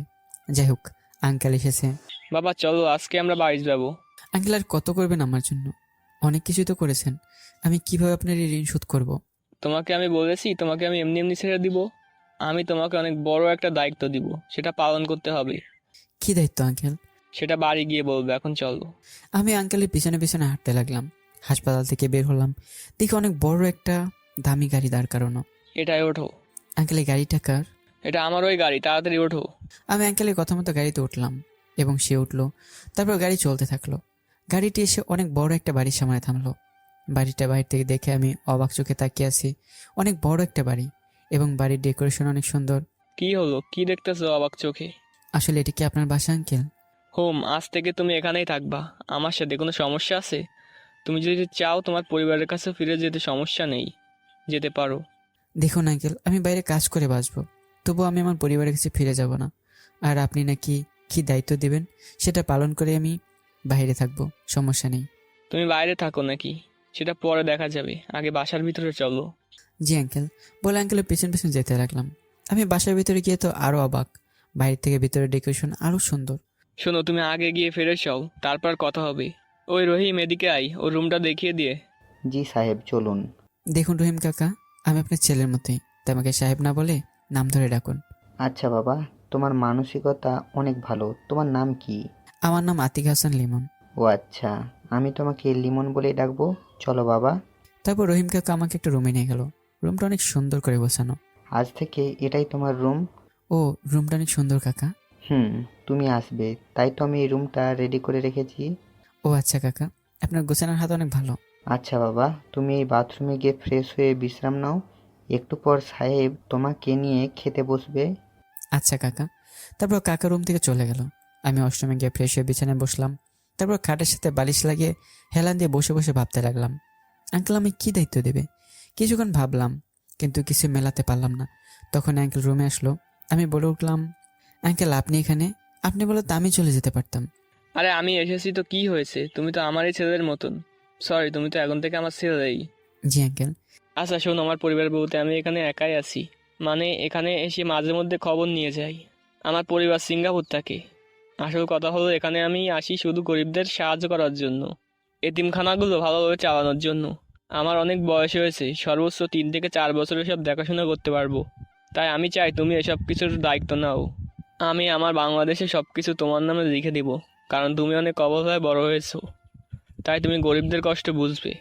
আমার এখানে একটা কোম্পানি আছে, সেটা দিয়ে যে টাকা আসবে তা থেকে তুমি দান করবা আর নিজের জীবন পরিচালনা করবা।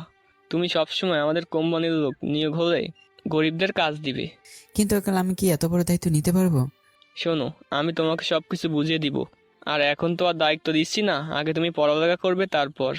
আঙ্কেল তবে আমার নামে সবকিছু লিখে দিতে হবে না, আপনি শুধু আমাকে আপনার কোম্পানির দায়িত্ব দিবেন, তাহলেই হবে।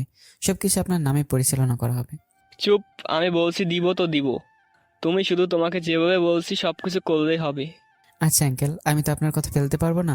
তবে আঙ্কেল আপনি অর্ধেক আগে থেকে দান হিসেবে এতিমখানার নামে লিখে দেবেন।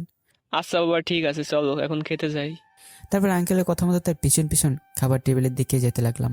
সেখানে গিয়ে দেখি টেবিলে অনেক রকমের খাবার রাখা। তুমি আমার পাশের চেয়ারটায় বসো। জি আঙ্কেল। কিরে রহিম, তোরা আসছিস না কেন? জি সাহেব, এই তো এসে পড়েছি। আমি তাকিয়ে দেখলাম বাড়িতে যারা কাজ করে সবাই খাবার টেবিলে বসলো। আমি ভাবতেছি আঙ্কেল কতটা ভালো মানুষ, যেখানে তার সাথে তাদের বাসার কাজের লোকেরা একই টেবিলে খাবার খায়। যাই হোক, সবাই খেয়ে উঠলাম।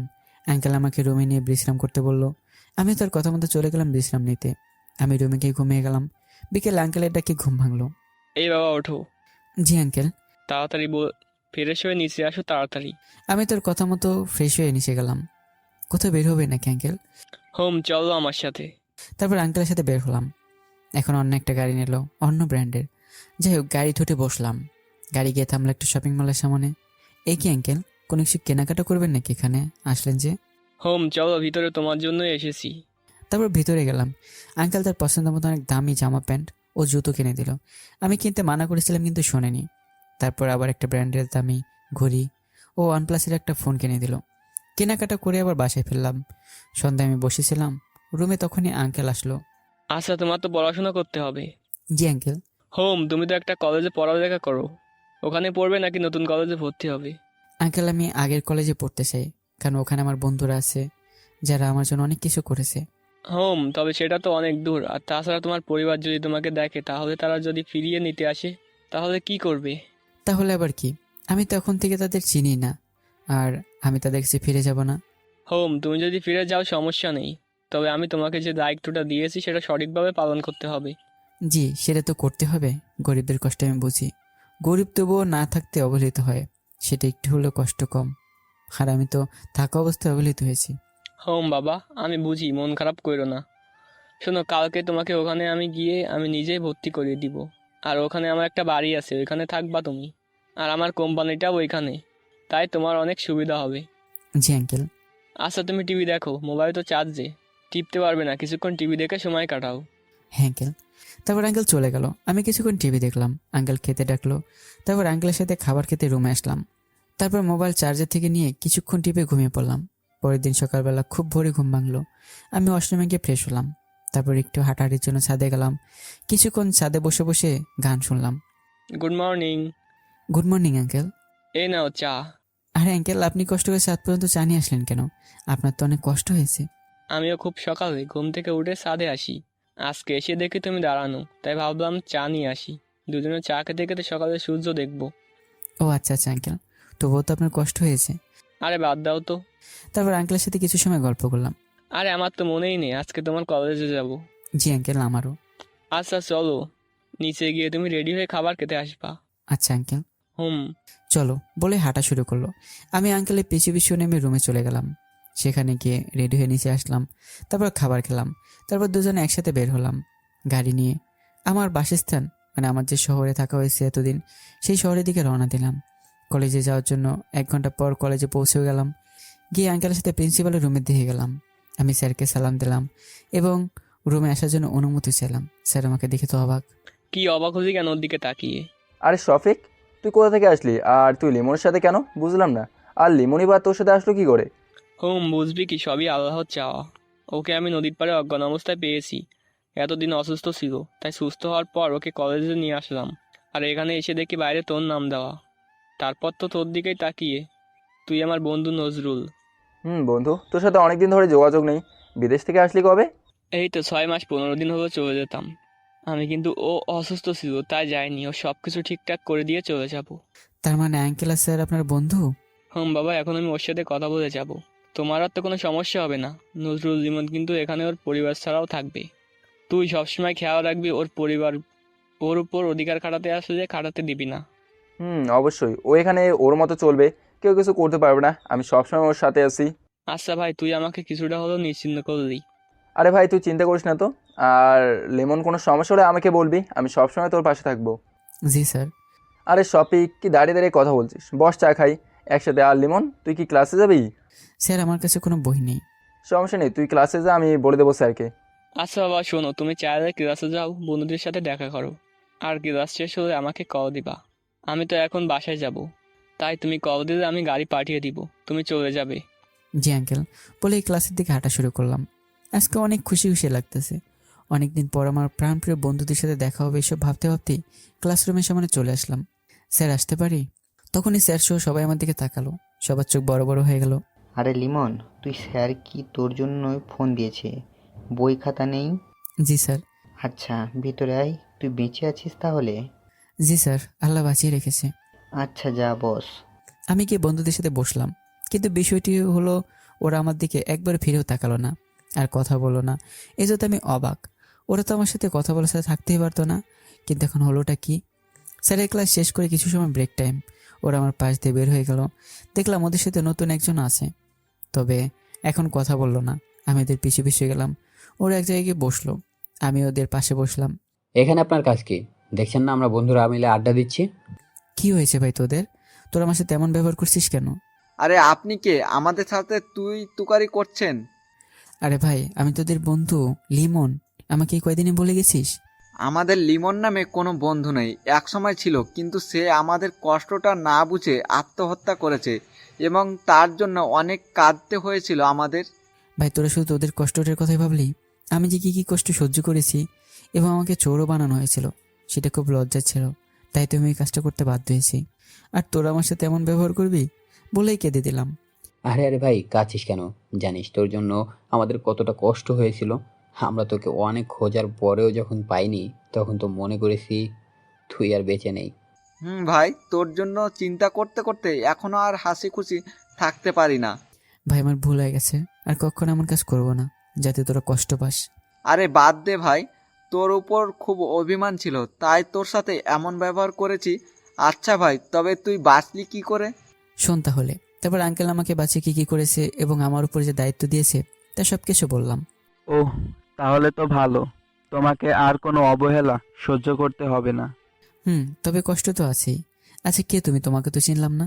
আরে ও হলো রুদ্র। তুই চলে যাওয়ার কিছুদিন পর ও ভর্তি হয় এবং আমাদের সাথে বন্ধুত্ব করে আর তোর সব ব্যাপারেই জানে। ও আচ্ছা আচ্ছা, তাহলে তুমি সে আমার বন্ধু। হুম, আমরা বন্ধু। তবে তুমি করে বললে চলবে না, তুই করে বলতে হবে। ওকে। তখনই বেল বাজালো, আবার ক্লাস স্টার্ট হবে। চল ক্লাসে যাই। না, আজকে আর ক্লাস করব না, চল সবাই মিলে ঘুরতে যাব। হুম, তাই ভালো। চল, আজকে একটা স্কুলের সামনে যেতে হবে। কালকে রাতে একটা মেয়ের সাথে ফেসবুকে কথা হয়েছে। চল ওকে দেখে আসি, পছন্দ হলে রিলেশনে যাব। ওকে, যেতে পারি, তবে ট্রিট দিতে হবে। হুম, অবশ্যই। রিলেশন হলে ট্রিট তো দিবই। তবে শোন, ওখানে ওর সামনে আমি একা যাব দেখা করতে। তোরা আড়ালে থাকবি, তোদের দেখলে সমস্যা হবে। আর আজকে ওকে প্রপোজ করব না। আচ্ছা ঠিক আছে। তারপর রিক্সা নিয়ে ওরা স্কুলের দিকে যেতে লাগলো। ওরা যে স্কুলের নাম বললো, ওরাই তো শিভা পড়ালেখা করে। যদি আবার দেখে ফেলে? ভাই আমি ওখানে যাব না। কেন? আরে ভাই, শিফা ওই স্কুলে পড়ে, যদি দেখে ফেলে? আরে ভাই, দেখবে না, আমরা তো দূরেই থাকবো। ওকে চল। তারপর আমরা সেই স্কুলের সামনে পৌঁছালাম। আমরা দূরে থাকলাম। রুদ্র গেটের সামনে দাঁড়ালো। তখনই সেখান থেকে একটা মেয়ে বের হলো। মেয়েটাকে দেখে তো আমি অবাক। আমি কাকে দেখছি? সত্যি ওই মেয়েটাকে দেখে রাগ উঠে গেল। আমার বন্ধুরা অবাক ওই মেয়েটাকে দেখে। আরে ভাই, মেয়েটা তো ঋতু, যার জন্য লিমনের এই অবস্থা। আর এর সাথে রুদ্র রিলেশন যাবে? আরে ভাই থাম, আগে দেখি রুদ্র কি বলে। ও যদি ওই রকম একটা খারাপ মেয়ের সাথে রিলেশন করে তো আমাদের সাথে থাকতে পারবে না। আরে ভাই বাদ দিত, যে যার সাথে রিলেশন করবে তাতে আমাদের কি? আমরা শুধু রুদ্র বা আমাদের বন্ধুকে হুঁশিয়ারি করে দেবো মেয়েটার সম্পর্কে। হুম, লিমন ঠিকই বলেছে, রুদ্র আসুক। আমরা আড়ালে দাঁড়িয়ে রইলাম। কিছুক্ষণ পরে মেয়েটা চলে গেল। রুদ্র আমাদের কাছে আসলো। কিরে, তোদের ওকে ভালো লেগেছে তোদের ভাবি হিসাবে? দেখ রুদ্র, আমি এ বিষয়ে কিছু বলতে পারবো না। তোর কাছে ভালো লাগলে তুই রিলেশন করবি। ভাই, কি হয়েছে আমাকে খুলে বল। আমি তো কিছুই বুঝতে পারছি না। তুই আমাকে এভাবে বলছিস কেন? রুদ্র, তোর কথা শুনে মনে হচ্ছে তুই মেয়েটার সাথে রিলেশন করতে চাস। তবে তোকে একটা জিনিস থেকে সাবধান করে দিচ্ছি বন্ধু। লিমনের আজকের এই পরিবার থেকে আলাদা হওয়ার কারণ কিন্তু এই মেয়েটা। মানে কি বলছিস তুই? এটা তো আমাকে আগেই বলতে পারতি। মেয়েটাকে দেখেই ভালো লেগেছিল, কিন্তু আমি ওর সাথে রিলেশন করতে চাইছিলাম না। তবে এখন রিলেশন করতে হবে। মানে কি বলছিস তুই? মেয়েটা ভালো না তাও জেনেও রিলেশন করবি? আরে ভাই থাম তুই। রুদ্র, তুই রিলেশন করবি কর, সাবধানে। দেখিস মেয়েটা যেন তোর কোনো ক্ষতি না করে দেয়। ভাই, তুই চিন্তা করিস না। ও যে কাজটা করেছে ওর একটা শাস্তি পেতে হবে। তার মানে তুই ওর সাথে রিলেশন করবি শাস্তি দেওয়ার জন্য? হুম, তোদের কি মনে হয়? তাহলে ওর কথাবার্তা ভালো লাগে না, তার উপর শুনলাম আমার বন্ধুদের ক্ষতি করেছে। এসে শুনলাম ওর একটা শাস্তি পাওয়া লাগবে। ভাই তুই ওর কিছু করবি কেন? তুই যদি কিছু করিস তোরও শাস্তি কিন্তু পেতে হবে। ভেবেই কাজ করিস, কেন ওপরওয়ালা কাউকে ছাড়ে না। হুম, জানি আল্লাহ তাআলা কাউকে ছাড়বে না। তবে আমাকে একটা মেয়ে ধোকা দিয়েছে, তার জন্যই তো এই শহরে আসা। তা না হলে তো আসতাম। ওই মেয়েটা তো আমার জীবনটা তছনছ করে দিয়েছে। আরে ভাই, মন খারাপ করিস না। তোর মনে যে এত দুঃখ সেটা আগে বলিস নাই। কি করেছিল মেয়েটা? ভাই, তোদের বলবো কি? তোরা তো এমনিতেই লিমনের জন্য মন খারাপ করে থাকিস। এখন শোন তাহলে, আমার সাথে কি হয়েছিল। আমি একটা মেয়েকে খুব ভালোবাসতাম। আমি ভাবছি ও নিজেও আমাকে ভালোবাসতো। প্রতিদিন ওর পিছনে টাকা খরচ করতাম, রেস্টুরেন্টে গিয়ে এমনকি ওর ফোনেও টাকা রিচার্জ করে দিতাম। খুব ভালোই চলছিল ওকে নিয়ে আমার জীবন। হঠাৎ একদিন আমার কাছে ও 5,000 টাকা চাই। আমার কাছে ছিল না। সেদিন বাবাকেও বলতে পারিনি কি বলে এত টাকা নিব। তবুও কোনো মতে বন্ধুদের কাছ থেকে ধার করে 5,000 টাকা দিলাম।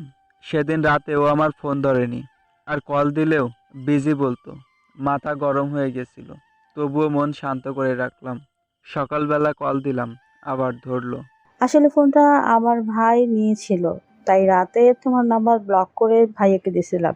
ও আচ্ছা, তাহলে আজকে চলো দেখা করি। না, আজকে সকালে পারবো না জান, আমার আজকে ইম্পর্টেন্ট ক্লাস আছে।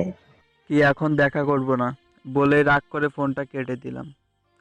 আমি ভাবছি ও আমার রাগ করা দেখে আবার আমাকে ফোন করবে, কিন্তু করেনি। তাতে মনটা অনেক খারাপ হয়ে গেছে, তাই সকালবেলা না খেয়ে কলেজে চলে গেলাম। কি হয়েছে ভাই, তোর মন খারাপ কেন?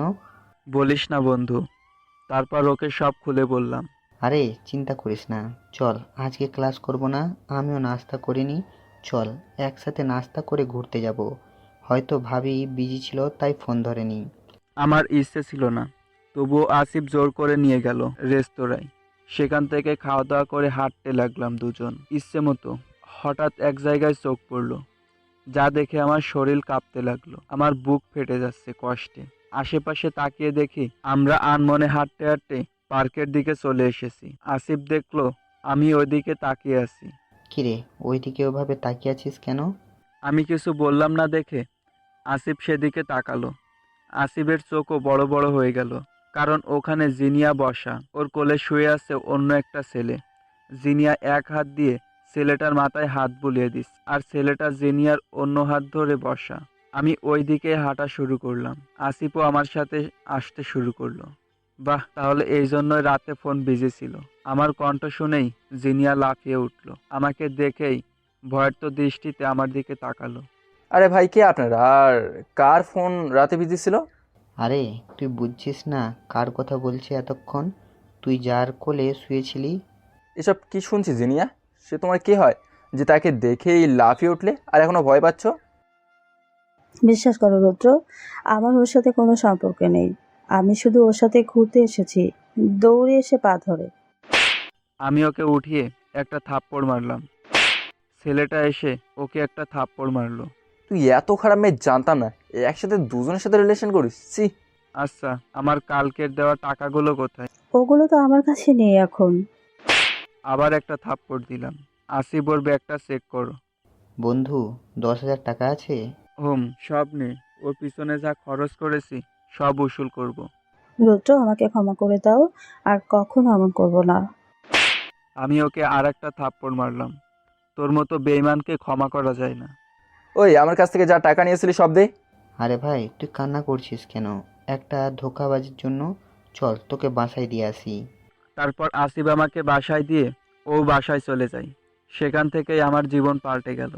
একদম খাওয়া দাওয়া করতাম না, সিগারেট খেতে শুরু করি। বাবা মা আমার অবস্থা দেখে অবাক হয়ে যায়, কারণ তাদের হাসি খুশি থাকা ছেলেটা সারাদিন চুপচাপ হয়ে থাকে। আম্মু তো কান্না করে দিত আমার শরীরের অবস্থা দেখে। তাই বাবা বাধ্য হয়ে আসিফকে বাসায় ডেকে জিজ্ঞেস করে আমার এই অবস্থার কারণ কি।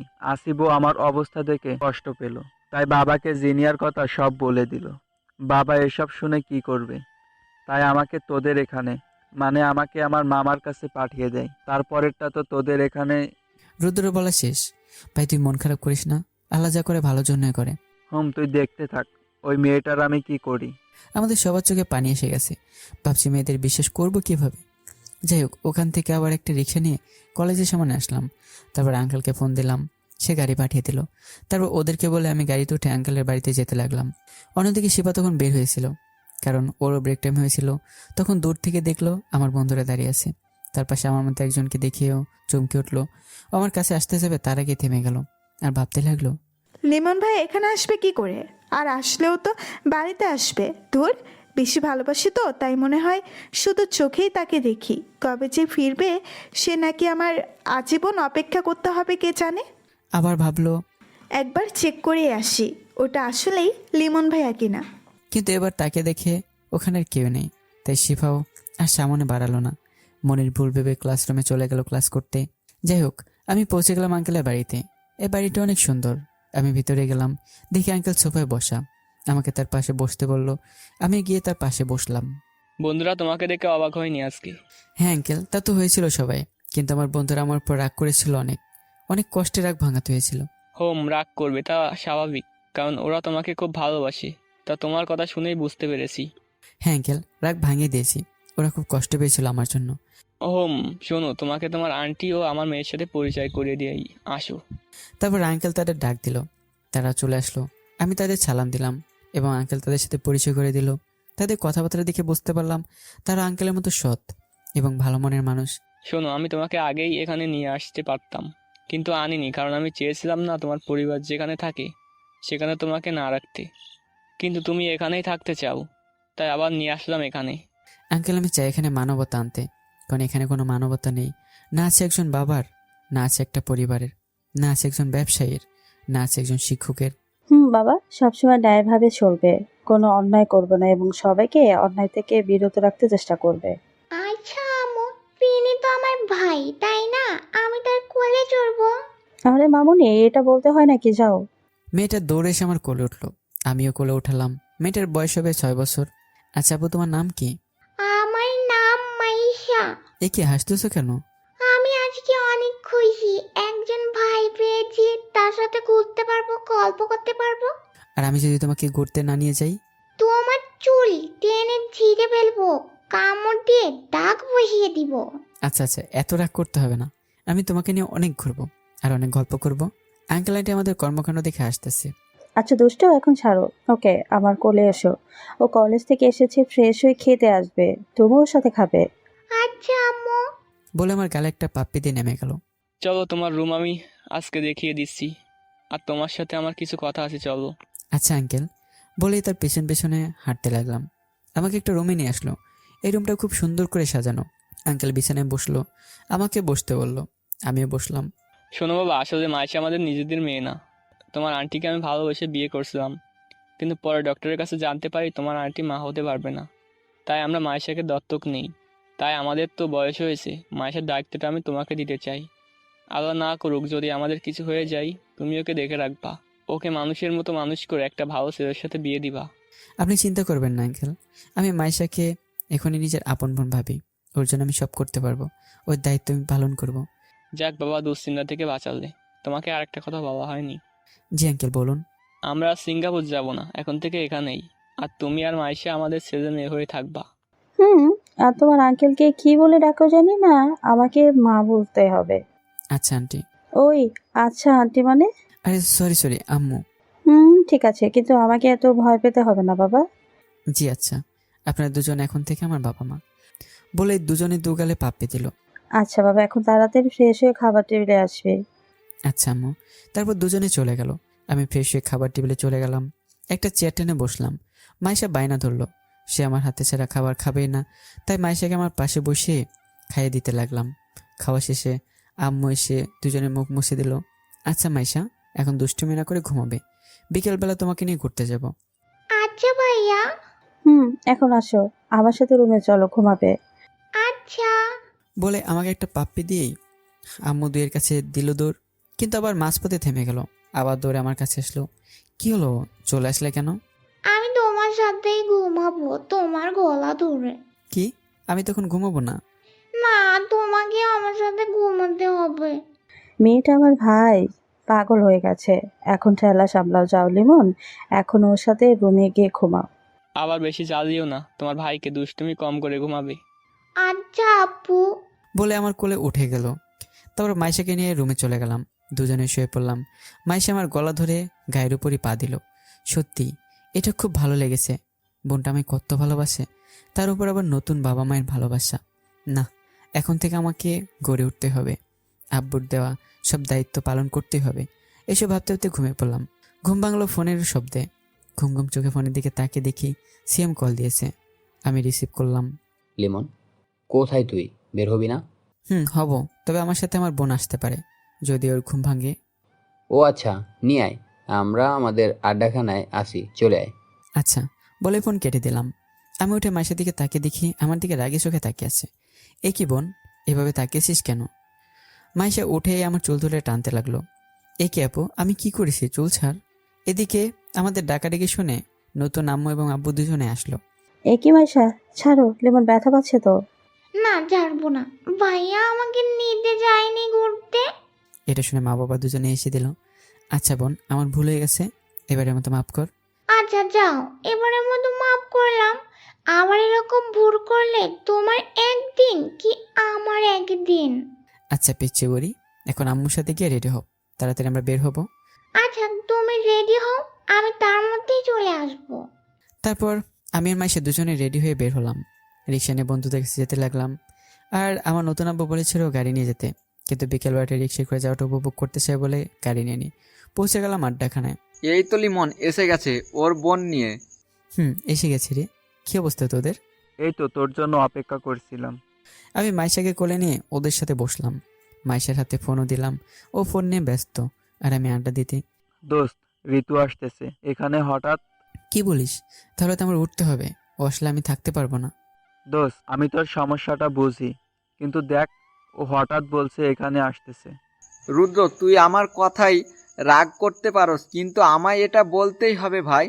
তোর এই রিলেশনের জন্য লিমন ফিরে আসার পরও ওর সাথে একটু শান্তিতে আড্ডাও দিতে পারবো না। ভাই রাগ করিস না, একটুখানি সময়ের ব্যাপার। তখন আমার ফোন বেজে উঠলো। মাইশার হাতের দিকে তাকিয়ে দেখি আমার নতুন আব্বু ফোন দিয়েছে। মাইশা ফোন ধরলো। আব্বু, হো মামনি, তোমার ভাইয়া কোথায়? এই তো আমার পাশে বসা। ওকে, তোমার ভাইয়ার কাছে দাও। জি আব্বু বলেন। শোনো, আসার সময় তোমার পোর্টে যে বই ভালো লাগে কিনে নিয়ে আসবা। বাসায় বসে পড়তে হবে তো। আচ্ছা আব্বু। আচ্ছা, মনে করে নিয়ে আসবো, কিন্তু তাহলে তোমার আম্মু বকবে। আচ্ছা মনে রাখবো। তারপর ফোন কেটে দিল। আচ্ছা তাহলে আমার বই কিনতে যেতে হবে, আবার ঋতু দেখলে প্রবলেম হবে, তাই ঋতু চলে যা, পড়ে আসবো না। আচ্ছা দাঁড়া, আমরাও যাব। রুদ্র দেখ, ঋতু মেয়েটাকে আমরা চোখে দেখতে পারি না, ও আসলে কিছু একটা করে ফেলতে পারি। তার থেকে আমরা যাই লিমনের সাথে। তো ঋতুর সাথে কথা শেষ হলে ফোন দিস, চলে আসবো। আচ্ছা ভাই, ফোন দিলে তাড়াতাড়ি আসবি। ওই মেয়েটা আবার বের হবে কোন সময় আল্লাহ জানে। তারপর আমরা হাঁটতে লাগলাম।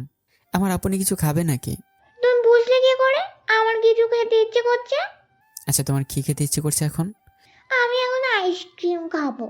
তারপর মাইশাকে আইসক্রিম কিনে দিলাম, আর ওদেরকেও কিনে দিলাম সিগারেট। ওরা এটা খেতে গেল, আর আমি মাইশাকে আইসক্রিম খাওয়াতে লাগলাম। মাইশা আমাকেও খাইয়ে দিল মাঝে মাঝে। মাইশার খাওয়া শেষ হলো, ওরাও আসলো। তারপর রিক্সা নিয়ে লাইব্রেরির দিকে গেলাম। রিক্সা থেকে নেমে ভাড়া দিলাম। মাইশাকে সিএম কোলে নিল। সেখান থেকে টাকা মানিব্যাগে রাখতে রাখতে হাঁটতে লাগলাম। হঠাৎ কারোর সাথে ধাক্কা খেয়ে তাকে দেখি শিফা। আমি তো অবাক, যাদের থেকে পালিয়ে থাকার চেষ্টা করি তারাই কেন সামনে আসে, আর শিফা আমার দিকে অবাক চোখে তাকিয়ে আছে। ও স্বপ্ন দেখছে নাকি সত্যি সেটাই ভাবছে। আর চোখ ডলে আমার দিকে তাকালো। লিমন ভাইয়া তুমি? আমি সরি বলে হাঁটতে শুরু করব, শিফা দৌড়ে এসে আমার হাত ধরলো। এ কি, আমার হাত ধরছেন কেন আপনি? লিমন ভাইয়া, আমি শিফা। তুমি আমার সাথে এভাবে কথা বলতেছো কেন? মানে আমি আপনার সাথে কিভাবে কথা বলবো? হাত ছাড়ুন আমার। ভাইয়া, তুমি আমার উপর রাগ দেখাচ্ছ কেন? আমি তো তোমায় ভালোবেসেছিলাম। আমি তো তোমার পথ চেয়ে বসেছিলাম এতদিন। আমি কিছু বলতে যাবো, তখনই মাইশা দৌড়ে আমার কাছে চলে আসলো। এই আপনি যে আমার ভাইয়ের হাত ধরেছেন কেন? মাইশার দিকে তাকিয়ে শিবার সহ আমরা সবাই অবাক। এভাবে তাকিয়ে আছেন কেন? হাত ছাড়ুন। এবার শিবা হাত ছেড়ে দিল। কে তুমি আপু? আমি এনার বোন। আর হাত ধরবেন না আমার ভাইয়ার। কেন ধরবো না? ধরবেন না মানে ধরবেন না। আমার ভাইয়া শুধু এই হাত দিয়ে আমাকে কোলে নেবে। শিবা কিছু বলতে যাবে তার আগে, মাইশা তুমি আমার কোলে আসো, আমাদের যেতে হবে তাড়াতাড়ি। তাড়াতাড়ি মাইশা কোলে উঠলো। আমি হাঁটা শুরু করলাম।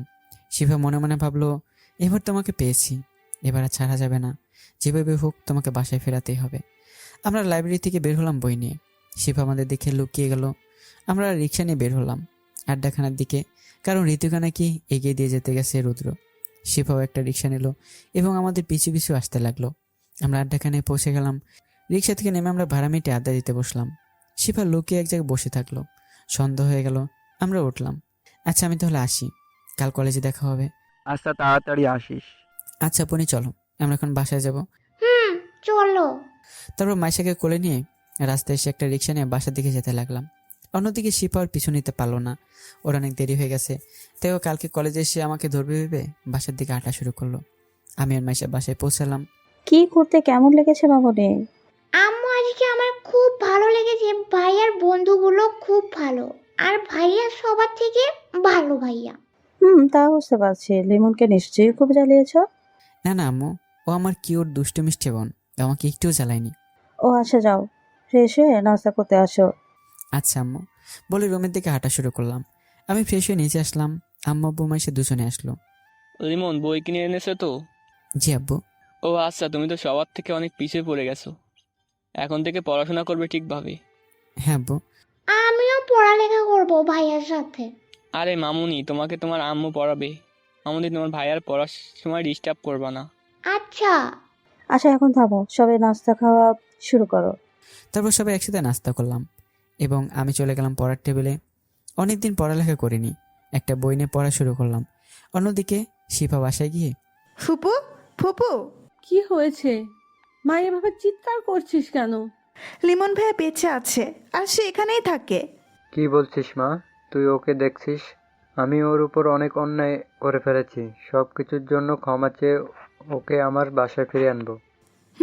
আমি লাইব্রেরিতে বই কিনতে যাওয়ার সময় তাকে দেখলাম। আমি তাকে থামালাম কিন্তু সে আমাকে দেখে অবাক হলো, কিন্তু নাচানার ভান করলো।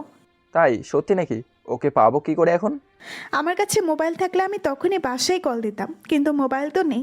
তবে ভাইয়া কালকে সকালে কলেজে যাবে মনে হয়, ওখানে গিয়ে তাকে ধরতে হবে। কালকেই ধরতে হবে ওকে। আল্লাহ, কালকে যেন আমার ছেলেটাকে আমি খুঁজে পাই।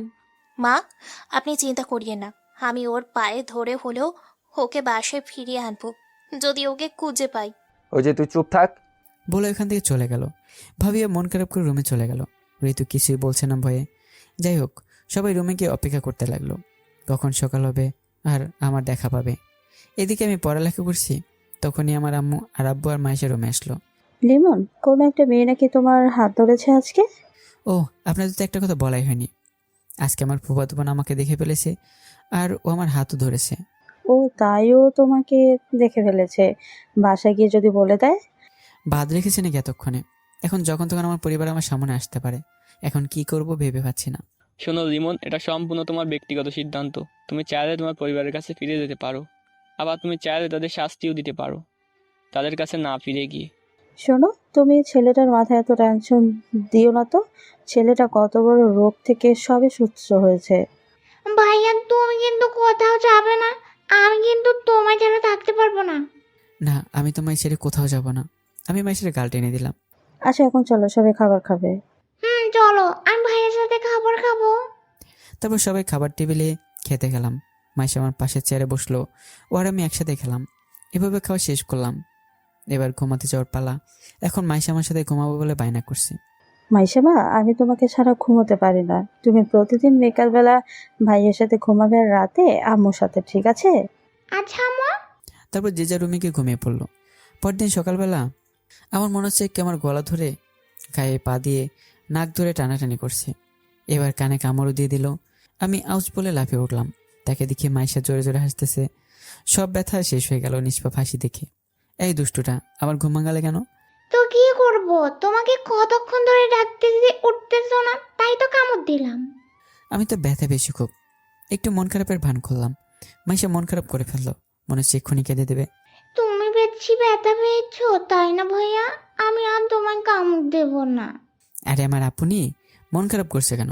আমি তো মজা করছি, আমি তো একটু ব্যথা পাইনি। তুমি তাহলে মিথ্যে বলে আমাকে ভয় পাইয়ে দিয়েছো কেন? বলে এবার গালে আরেকটা কামড় দিয়ে ছোট ছোট পায়ে দৌড়ে রুম থেকে বের হলো। দুষ্টু একটা। মাইশা আবার আমার রুমে আসলো। ভাইয়া তুমি তাড়াতাড়ি ফ্রেশ হয়ে নিচে আসো, আম্মু ডাকতেছে। আচ্ছা আপনি আমাকে পাপ্পি দিয়ে যাও। তারপর মাইশা একটা পাপ্পি দিয়ে চলে গেল। আমিও ফ্রেশ হতে ওয়াশরুমে চলে গেলাম। ফ্রেশ হয়ে বের হয়ে নিচে আসলাম। জি আম্মু, আমাকে নাকি ডাকছিলেন? দেখেছি তুমি নামাজ পড়ো না, তোমাকে প্রতিদিন নামাজ পড়তে হবে। আচ্ছা আম্মু। তারপর সবাই একসাথে ব্রেকফাস্ট করে রেডি হয়ে বের হলাম কলেজের উদ্দেশ্যে। একটা লেটেস্ট মডেলের গাড়ি নিয়ে পৌঁছে গেলাম কলেজে। গাড়ি থেকে নামলাম। গাড়ি থেকে নেমে দেখি আমার পরিবার আমার সামনে দাঁড়িয়ে। আমি তাদের দেখেও না দেখার ভান করে হাঁটতে লাগলাম। আমার নতুন আব্বুকে আস্তে আস্তে বললাম, আমার সামনে আমার পরিবারের সবাই দাঁড়িয়ে আছে। আমার নতুন আব্বু বলল, তুমি তাদের নাচেনার ভান করে তোমার মতো যেতে থাকো। আমি সেরকম যেতে থাকলাম। তখনই ভাইয়া দৌড়ে আমার সামনে এসে আমার পথ আটকালো। ভাই আমি জানি তুই আমাদের উপর রাগ করে আছিস, এটা স্বাভাবিক ব্যাপার। কে আপনি আর কি বলছেন এসব? ভাইয়া তো অবাকে চরম শিখরে। তার ভাই তাকে চিনতে পারছে না। ভাইয়ের এই কথাটা শুনে চোখে পানি চলে আসলো। ভাই, আমি তোমাকে কষ্ট দিতে চাইনি, কিন্তু আমাকে পরিস্থিতি এমন বানিয়ে দিয়েছে, তোমাদের জন্য আমারও কষ্ট হচ্ছে। এসব আমি মনে মনে নিজেকে বললাম। কি বলছিস সব? তুই আমাকে চিনতে পারছিস না? না তো, আমি আপনাকে চিনতে পারছি না। ভাই আমার হাত ধরে টানতে টানতে আমার পরিবারের সামনে নিয়ে এলো। দেখ তো, তুই কি এদের কাউকেই চিনিস না? না, আমি এদের কাউকেই চিনি না। আপনি আমার সময় নষ্ট করতেছেন কেন? আমার মা জোরে কান্না করছে আমার কথাগুলো শুনে, এবং বাবা নিশ্চুপ হয়ে মাথা নিচু করে চোখের পানি ফেলছে। আপনারা এমন করতেছেন কেন? আমি যাচ্ছি, আমার হাতে সময় নেই। আসলে তাদের অবস্থা দেখে আমার খুব কষ্ট হচ্ছিল। তখনই ভাবে দৌড়ে এসে আমার হাত ধরলো। ভাই, আমি তোমার পায়ে পড়ি, তুমি প্লিজ চলে যেও না। জানি আমার বোন আমার বুদ্ধিতে তোমার সাথে অনেক অপরাধ করে ফেলেছে, তুমি আমাদের ক্ষমা করে দাও। আরে আরে কি করছেন এসব? হাত ছাড়ুন। তখনই আমার নতুন আব্বু এবং মাইশা সেখানে আসলো। আপনি এরকম করছেন কেন? আমার ভাইরা হাত ছাড়ুন। বলেই দৌড়ে আমার কোলে উঠলো। তুই বল, তুই কি সত্যি আমাদের চিনতে পারছিস না? যদি চিনে অভিনয় করে থাকিস তাহলে আল্লাহ যেন আজকে আমাকে মৃত্যু দান করে। না, এ কি বলছো তুমি? আমি তোমাদের সবাইকে চিনি। সবাই একটু খুশি হলো। মা চোখের পানি মুছে আমার কাছে আসলো। বাবা, আমি জানতাম তুই আমাদের উপর রাগ করে থাকতে পারবি না। থাক, দরদ দেখাতে হবে না আপনার। আমি আপনাদেরকে চিনি ঠিকই, তবে আমি আর আপনাদের ছেলে না। কখনো ফিরবো না আপনাদের কাছে। যা আমার সাথে এতদিন করেছেন তো সবই মনে আছে। আমি তো মরেই গেছি বলতে গেলে, আল্লাহর ইচ্ছা এখনো বেঁচে আছি। বাবা, আমরা সবাই আমাদের ভুল বুঝতে পেরেছি, আমাদের ক্ষমা করে। ওরা কেউ আমার সাথে কথা বলে না, তোর মতো কারো সাথেই কথা বলে না। জানি আমি পাপ করেছি, তা ক্ষমার অযোগ্য, তবু ক্ষমা করে দে আমায়। আমাদের পরিবারটা ভেঙে গেছে, কারো মনে শান্তি নেই। কি মনে করেছেন আপনি আমি ফিরে যাব? সেটা ভুলেও ভাববেন না। আমি চাই না আপনাদের কাউকে। ঋতু দৌড়ে এসে আমার পা ধরলো। দেখো, আমি যা করেছি এর ক্ষমা হয় না। যা দোষ করেছি আমি করেছি, এর শাস্তি আমাকে দাও। যা ইচ্ছে শাস্তি দিতে পারো, তবে এনাদের কাছে ফিরে আসো। এরা কেউ ভালো নেই তোমার। মা বাবা তো ঠিকমতো খাওয়া দাওয়াই করে না, সারাক্ষণ ঘরে বসে কাঁদে। তোমার বাবা তার ভুল বুঝতে পেরে প্রতিনিয়ত তোমার জন্য কাঁদে। সে এখন অবহেলায় কষ্ট বুঝে গেছে, কারণ পরিবারের কেউ তার সাথে কথা বলে না, তার কোনো খোঁজ খবর নেয় না। আর তোমার ভাই আমার বোনকে এখনো মেনে নেয়নি। আমার বোনও প্রতিদিন কাঁদে। তারা আলাদা রুমে থাকে। ভাইয়া তো আব্বুকে সহ্যই করতে পারে না। আমি দৌড়ে সরে গেলাম। আর এগুলো তো সামান্য আমার সাথে যা হয়েছে তার কাছে। লিমন, তুমি চলো এখন। ওনারা যা করেছে তা ক্ষমা করা যায়। আর তোমার যে বাবা, সি সি, এরকম বাবা হয় পৃথিবীতে? তারপর আমার নতুন আব্বু আমাকে ওখান থেকে নিয়ে এলো। আমার পরিবারের সবাই আমার দিকে অসহায় দৃষ্টিতে তাকিয়ে আছে। কিন্তু আমি কি করব?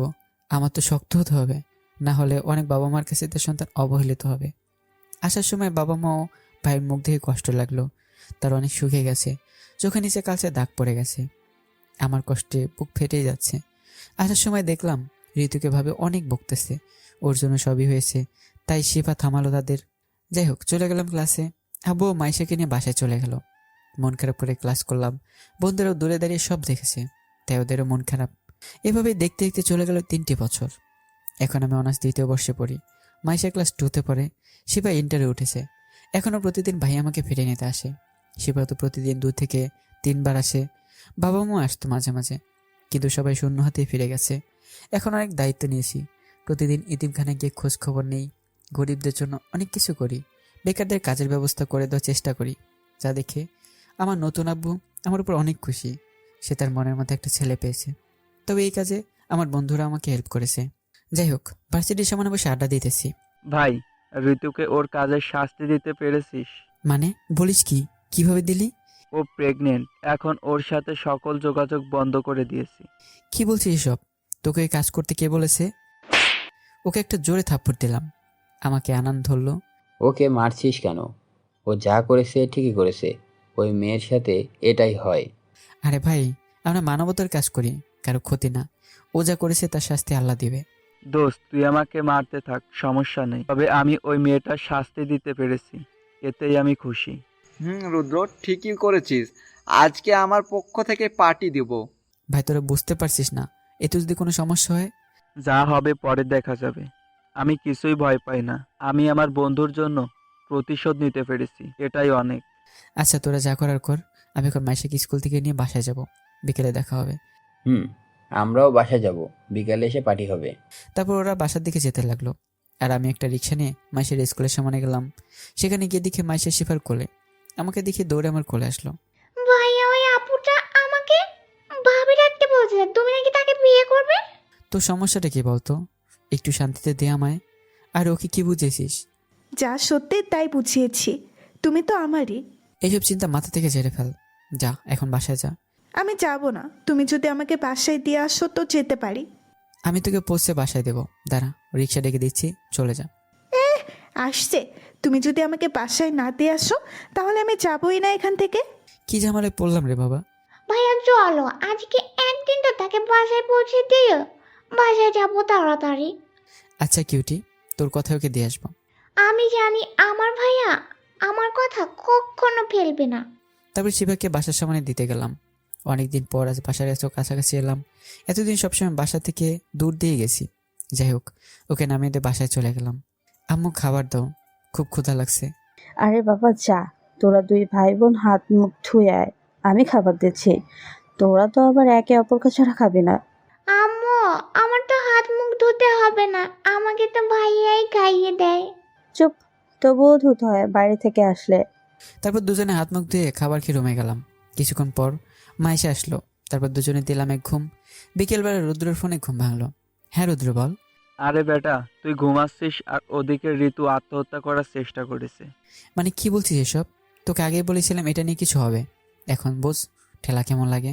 দোস্ত, এভাবে বলিস না, কিছু একটা কর। আচ্ছা সত্যি কথা বলতো, তুই কি ঋতুকে কখনো ভালোবাসিস নি? না মানে আসলে হয়েছে থাক, বুঝতে পারছি। এখন বলতো, ঋতু যদি কিছু হয়ে যায় তুই কি ওকে ছাড়া ভালো থাকবি? আমার ভুল হয়ে গেছে দোস্ত, ওর কিছু হলে আমি বাঁচবো না। তুই একটু দেখ বিষয়টা, আর আমি ওকে দরকার হলে বিয়ে করব। আচ্ছা আমি দেখতেছি। তুই সব কটারে ফোন দে, আমার বাসার সামনে নিয়ে আয়। তারপর ফোন কাটলাম। তাকে দিকে মাইসে উঠে আমার দিকে তাকিয়ে আছে। কি হয়েছে ভাইয়া? আমার একটু বাইরে যেতে হবে আপনি, আজকে একটু ঝামেলা আছে, তোমায় নিতে পারবো না। আচ্ছা ভাইয়া, আমাকে পাপ্পি দিয়ে যাও। আচ্ছা আপনি বলে ওর কপালে একটা পাপ্পি দিলাম। তারপর মাইশাকে আম্মুর কাছে দিয়ে আমি বাইরে বের হলাম। কিছুক্ষণের মধ্যে দেখি ওর হাজির। এখন কি বলবি লিমন? ঋতু এখন কোন হাসপাতালে জানিস? জানি। আগে চল আমরা সেখানে যাই, তারপর যা হবে দেখা যাবে। ওকে চল তাহলে। তারপর সবাই মিলে হাসপাতালে গেলাম। সেখানে গিয়ে দেখি ভাইয়া ভাবি দাঁড়িয়ে আছে। ভাই আমাকে দেখে আমার কাছে আসলো। ভাই তুই এসেছিস, আমি জানতাম তুই আমাদের পরিবারের কারো কাছে কিছু হয়ে গেলেও চলে আসবি। সরি, আপনি ভুল করতেছেন। আমি এসেছি মানবতার জন্য। আপনার শালী কিসের জন্য আত্মহত্যা করার চেষ্টা করেছে এবং আর যেন না করে সে ব্যবস্থা করতে এসেছি। কিভাবে পারলা তুমি? ডক্টর বলেছে ও নাকি মা হতে চলেছে। এখন এই সমস্যার সমাধান কিভাবে করবা? আমি কোনো উত্তর না দিয়ে চলে গেলাম ঋতুর কাছে। ঋতু আমাদের দেখে অবাক হয়েছে, তবে একটু খুশি হয়েছে রুদ্রকে দেখে। রুদ্র তুমি এসেছো? আমি জানতাম তুমি আসবে, তুমি তো আমায় ভালোবাসো তাই না? রুদ্র কিছু না বলেই চুপ করে রইল, কারণ ওকে ভালোবাসি ঠিকই, কিন্তু ওর উপর রাগও আছে আমার কাহিনীর জন্য। কি হলো, কিছু বলছো না যে? কি বলবো তোকে? তুই একটা মানুষকে মৃত্যুর দিকে ঠেলে দিয়েছিস, ওর পরিবার থেকে আলাদা করে দিয়েছিস, তোকে দেখতেও ঘৃণা লাগে। ঋতু মন খারাপ করে চুপ করে গেল। শোন, আমি এখানে আসতাম না, এসেছি শুধু লিমনের জন্য। একবার ভেবে দেখ, ও কত বড় মনের মানুষ। তুই ওর লাইফের সব থেকে বড় ক্ষতিটা করেছিস, তবুও আজ আমার সাথে তোর হয়ে কথা বলেছে। যাই হোক, এখন লিমন যা করবে তাই হবে। আচ্ছা রুদ্র, আমি কোনো অন্যায়কে প্রশ্রয় দিই না, আমি চাই তুই ওকে বিয়ে করে নে। রুদ্র কিছু বলল না, আর এই কথা শুনেই ঋতু আমার দিকে তাকালো আর নিঃস্ব হয়ে কাঁদতে লাগলো। কিরে কিছু বলছিস না কেন? আমি বললাম তো, তোরা যা বলবি তাই হবে। তাহলে ওকে বিয়ে করে নে, কারণ যতই হোক বাচ্চাটা তোর। রুদ্র, তোর যার সাথে বিয়ে হবে তার পরিবারকে ডাকতে বল। ডাকতে হবে না, আমরা এসে গেছি। আমার ভাইকে তোর বোন যা করছে তারপর ওর উপকার করলো। ভাবি চোখে পানি চলে আসলো। আচ্ছা আপনারা এখন বিয়ের ব্যবস্থা করুন। রুদ্রের পরিবারকে জানালো। প্রথমে কেউ মানতে চাইল না, পরে মেনে নিল অনেক বোঝানোর পর। তারপর ওদের বিয়ে দেওয়া হলো আপাতত। এরপর রুদ্রের বাবা বলেছে ধুমধাম করে অনুষ্ঠান করা হবে। ঋতুকে বাসায় নিয়ে গেল, আর আমরা সবাই যে যার বাসায় গেলাম। 2 থেকে 3 দিন পরেই রুদ্রের বিয়েটা ধুমধাম করে হয়ে গেল। ঋতুকে রুদ্রদের বাসায় নিয়ে গেল, কারণ ঋতু প্রেগনেন্ট। কিছুদিন পর রুদ্র চলে আসলো আমাদের এখানে, কারণ ক্লাস করতে হবে। তারপর আমরা আগের মতো দিন কাটাতে লাগলাম। তবে শিফা অনেক জ্বালাচ্ছে। একদিন আমি কলেজ শেষ করে বাসায় গেলাম মাইশাকে নিয়ে। মাইশা, তোমার একটা ভাবি হলে কেমন হয়? খুব ভালো হয়, তবে আমাকে যেন বেশি আদর করে এমন কাউকেই চাই। এসব কি হচ্ছে কিছুই বুঝতেছি না। ওর আবার ভাবি আসবে কোত্থেকে? কেন, তোকে বিয়ে করলেই আসবে? কি মজা কি মজা, ভাইয়ের বিয়ে হবে, আমি বিয়েতে অনেক আনন্দ করব। এই থাম তো তুই। আম্মু কি বলছো এসব? আমি এখন বিয়ে করবো না, আমার বয়স হয়েছে নাকি? তাহলে তোমার বন্ধু রুদ্র বিয়ে করলো কি করে? আর সবার প্রতি মানবতা দেখাও, আমার কথা তো একটুও চিন্তা করো না। যে আমার বাসায় কি পরিমাণ কষ্ট হয়। আর আম্মু সেটা আগে বলবো না? আমি আজকেই কাজের লোকের খোঁজ করব, তুমি চিন্তা করো না। এটা বলে পানির গ্লাস হাতে নিলাম। চুপ কর একদম। আমি তোর বিয়ে দিব মানে দিব। আমার মেয়ে দেখাও হয়ে গেছে। আমি কাশি দিতে শুরু করলাম, পানি সব নিচে পড়ে গেল। আম্মু দোয়া করো আমাকে একটু। তুই যদি এই বিয়ে না করিস তো বুঝবো তুই কখনো আমার নিজের মা মনে করিসনি। আটকে দিল গেরা খোলে। আব্বু আপনি একটু বোঝান আম্মুকে। আমাকে ঘর থেকে বের করে দেওয়ার প্ল্যান করতেছো? ধ্যাত্তেরি বলে মন খারাপ করে রুমের দিকে হাঁটা ধরলাম। ওই কোথায় যাচ্ছিস তুই? এখানে খেয়ে তারপর যাবি, তাড়াতাড়ি খেতে আয়, এটা দেখেছিস? আম্মু যে পরিমাণে রেগে আছে তাই তার কথা শুনতে হবে, না হলে কপালে খারাপই আছে। তাই দৌড়ে গিয়ে টেবিলে বসলাম। মাইশা আমার কাণ্ড দেখে এসে দিল। আমি মাইশাকে খাইয়ে দিয়ে নিজে খেতে লাগলাম আর বুদ্ধি খুঁজতে লাগলাম কিভাবে বিয়ে বন্ধ করা যায়। আইডিয়া, বুদ্ধি পেয়েছি। মেয়ে দেখতে গিয়ে মেয়ের সাথে আলাদা কথা বলে যে করে হোক বিয়েটা আটকাবো। আচ্ছা আম্মু, মেয়ে দেখতে যাব। আচ্ছা আম্মু, মেয়ে দেখতে কবে যাব? আপনার মেয়ে দেখতে যেতে হবে না, আমি তোকে চিনি না। নিশ্চয়ই সেখানে বিয়ে আটকানোর প্ল্যান করেছিস। তোর বউ একেবারে বাসর ঘরেই দেখবি। গেল এই বুদ্ধিটাও। তাই আর কথা না বলে খাবার খেয়ে রুমের দিকে হাঁটতে লাগলাম। আমি শিওর ও বিয়ে বন্ধ করার চেষ্টা করবে। যদি তুমি ওর সাথে ওকে হেল্প করো তো তোমার কি অবস্থা হবে ভালোই জানো। না না, আমি ওকে কোনো হেল্প করব না, তুমি যা ইচ্ছা করো। চলে আসলাম রুমে। মাইশা আসলো রুমে। আচ্ছা ভাইয়া, বিয়েতে অনেক মজা হবে তাই না? বোন তুই একটু থাম, ওটা কিভাবে আটকাবো সেই ব্যবস্থা করতেছি, আর তুই আসিস মজা নিয়ে। সেই দিনটা ভুলেও করো না আম্মু, এমনিতেই রেগে আছে খুব। বোন একটু চুপ থাক আর মাথায় পেন দিস না। আচ্ছা তুমি শো তাহলে, তুমি তো জানো তোমার গলা না ধরলে ঘুম ধরে না আমার। তারপর আমি শুলাম। মাইশা আমার গলা ধরে ঘুমোতে লাগলো আর আমি ভাবতে লাগলাম বিয়ে কিভাবে আটকাবো। তখনই মনে পড়লো হারামিগুলোকে বলে দেখি কিছু করতে পারি কিনা। একটা মেসেঞ্জারে গ্রুপ খুললাম ওদের নিয়ে, তারপর ওদের সব বললাম। সরি দোস্ত, আমরা কিছু করতে পারবো না। কিছুক্ষণ আগে আঙ্কেল ফোন দিছিল, তারপর সে আমাদের বলে তোর বিয়ের কথা, এবং আঙ্কেল এটাও বলে দিয়েছে যদি তোকে হেল্প করি তাহলে আন্টি আমাদের সাথে মিশতে দিবে না। ভাই, আর আমরা তোকে ছাড়া চলবো কি করে বল? বুঝবানে এখন বিয়ে করতেছে তো কি পরিমাণ বউয়ের প্যারা। আরে এক বাচ্চার বাপ, থাম তুই। যতই যাই হোক, লিমন হেল্প চাইলেও আমি হেল্প করতাম না। লিমনের বিয়েটা এত তাড়াতাড়ি খেতে পারবো ভাবতেই পারিনি। তারপরে দেখা যাবে দোস্ত, তোর বিয়েতে আমার জন্য একটা মেয়ে খুঁজে দিস। আর ভাই, খাবারটা ভালো করিস, বিয়ের পরে বাইরেও ট্রিট দিতে হবে। দোস্ত আমার কিছু লাগবে না, শুধু ওকে একটা টিপস দেই। বউয়ের প্যারা বড় প্যারা, সারাদিন তোকে জ্বালিয়ে মারবে। আবার এক বাচ্চার বাপটাই মুখ খুলেছে, এ তুই চুপ। আসলে শালাই মেয়ে পটাতে পারবে না ওর বইয়ের জন্য, তাই এমন কথা বলছে। এদিকে কি রঙের শার্ট পরলে আমার স্মার্ট লাগবে তা চয়েস করতেছি লিমনের বিয়ের জন্য। শালা এখন বলে রাখ, আমারও সময় আসবে। হালা হারামি, আমারও সময় আসবে তখন বুঝবি। তোর বাল, আমি মরতেছি আমার যন্ত্রণায় আর তোরা মজা করতেছিস বলেই। গ্রুপ থেকে লিভ নিলাম। শালাদের কথা শুনে হাসবানা তো বুঝতেছি না। আর যাই হোক, মাইশাকে ছাড়ালাম আস্তে আস্তে। তারপরে গেলাম আব্বুর কাছে। আব্বু, আপনি আমার বন্ধুদের মানা করে দিয়েছেন হেল্প করতে। কি করবে বল?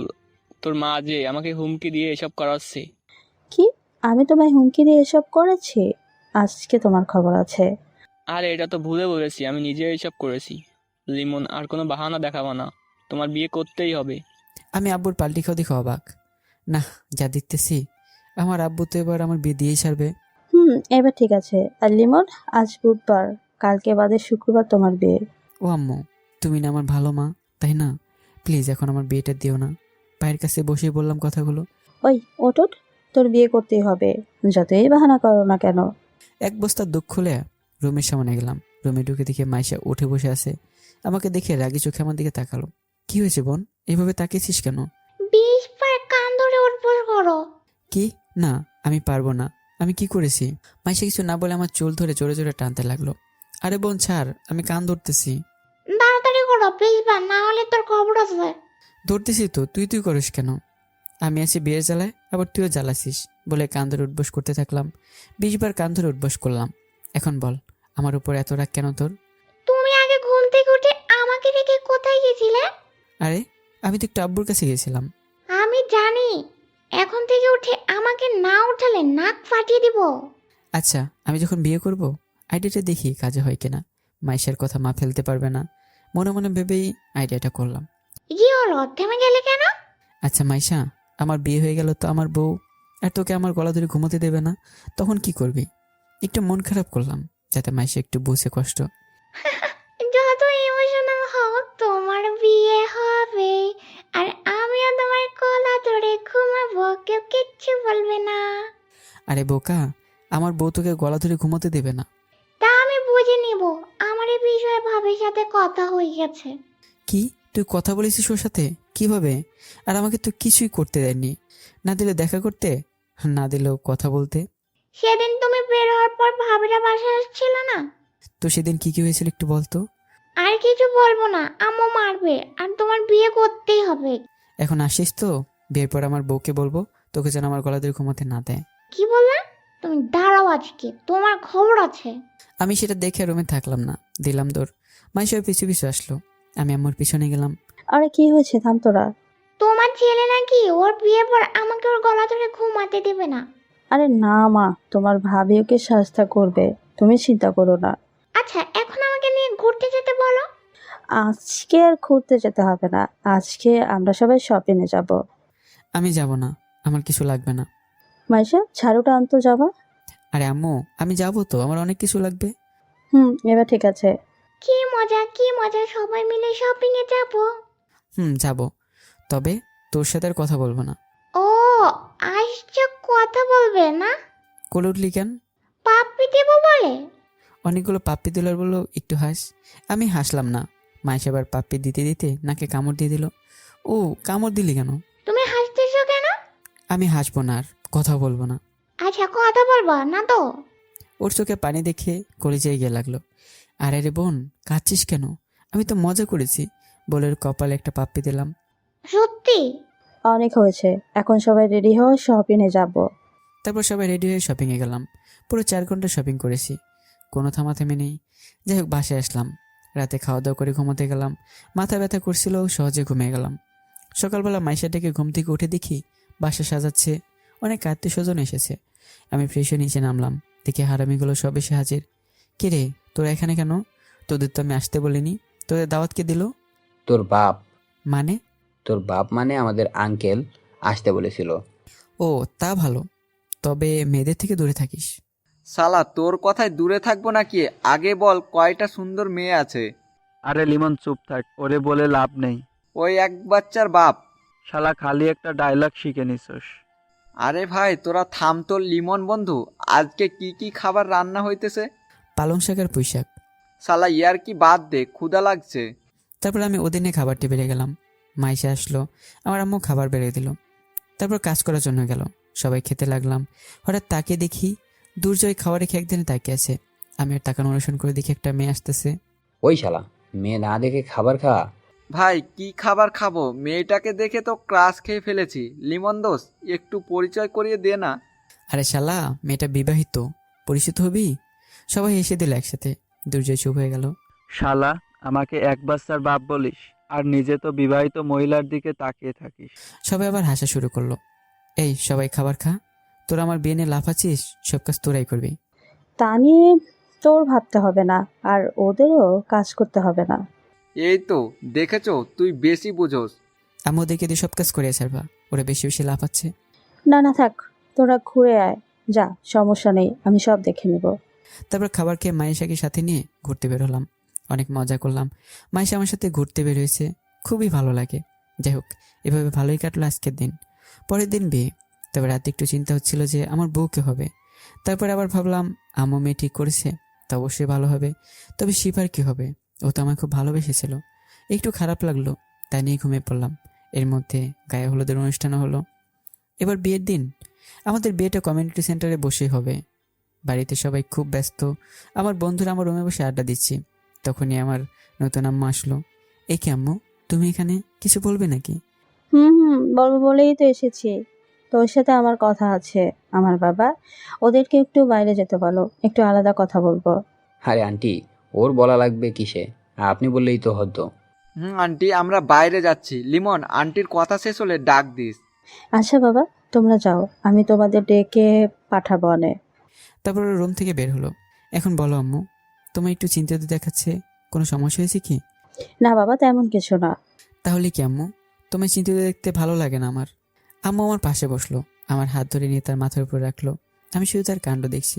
বাবা তুই আমার মাথা ছুঁয়ে বল, আমি তোর সাথে যার বিয়ে দেই না কেন তুই ওখানে বসে কোনো শৃঙ্কেট করবি না, কথা দে।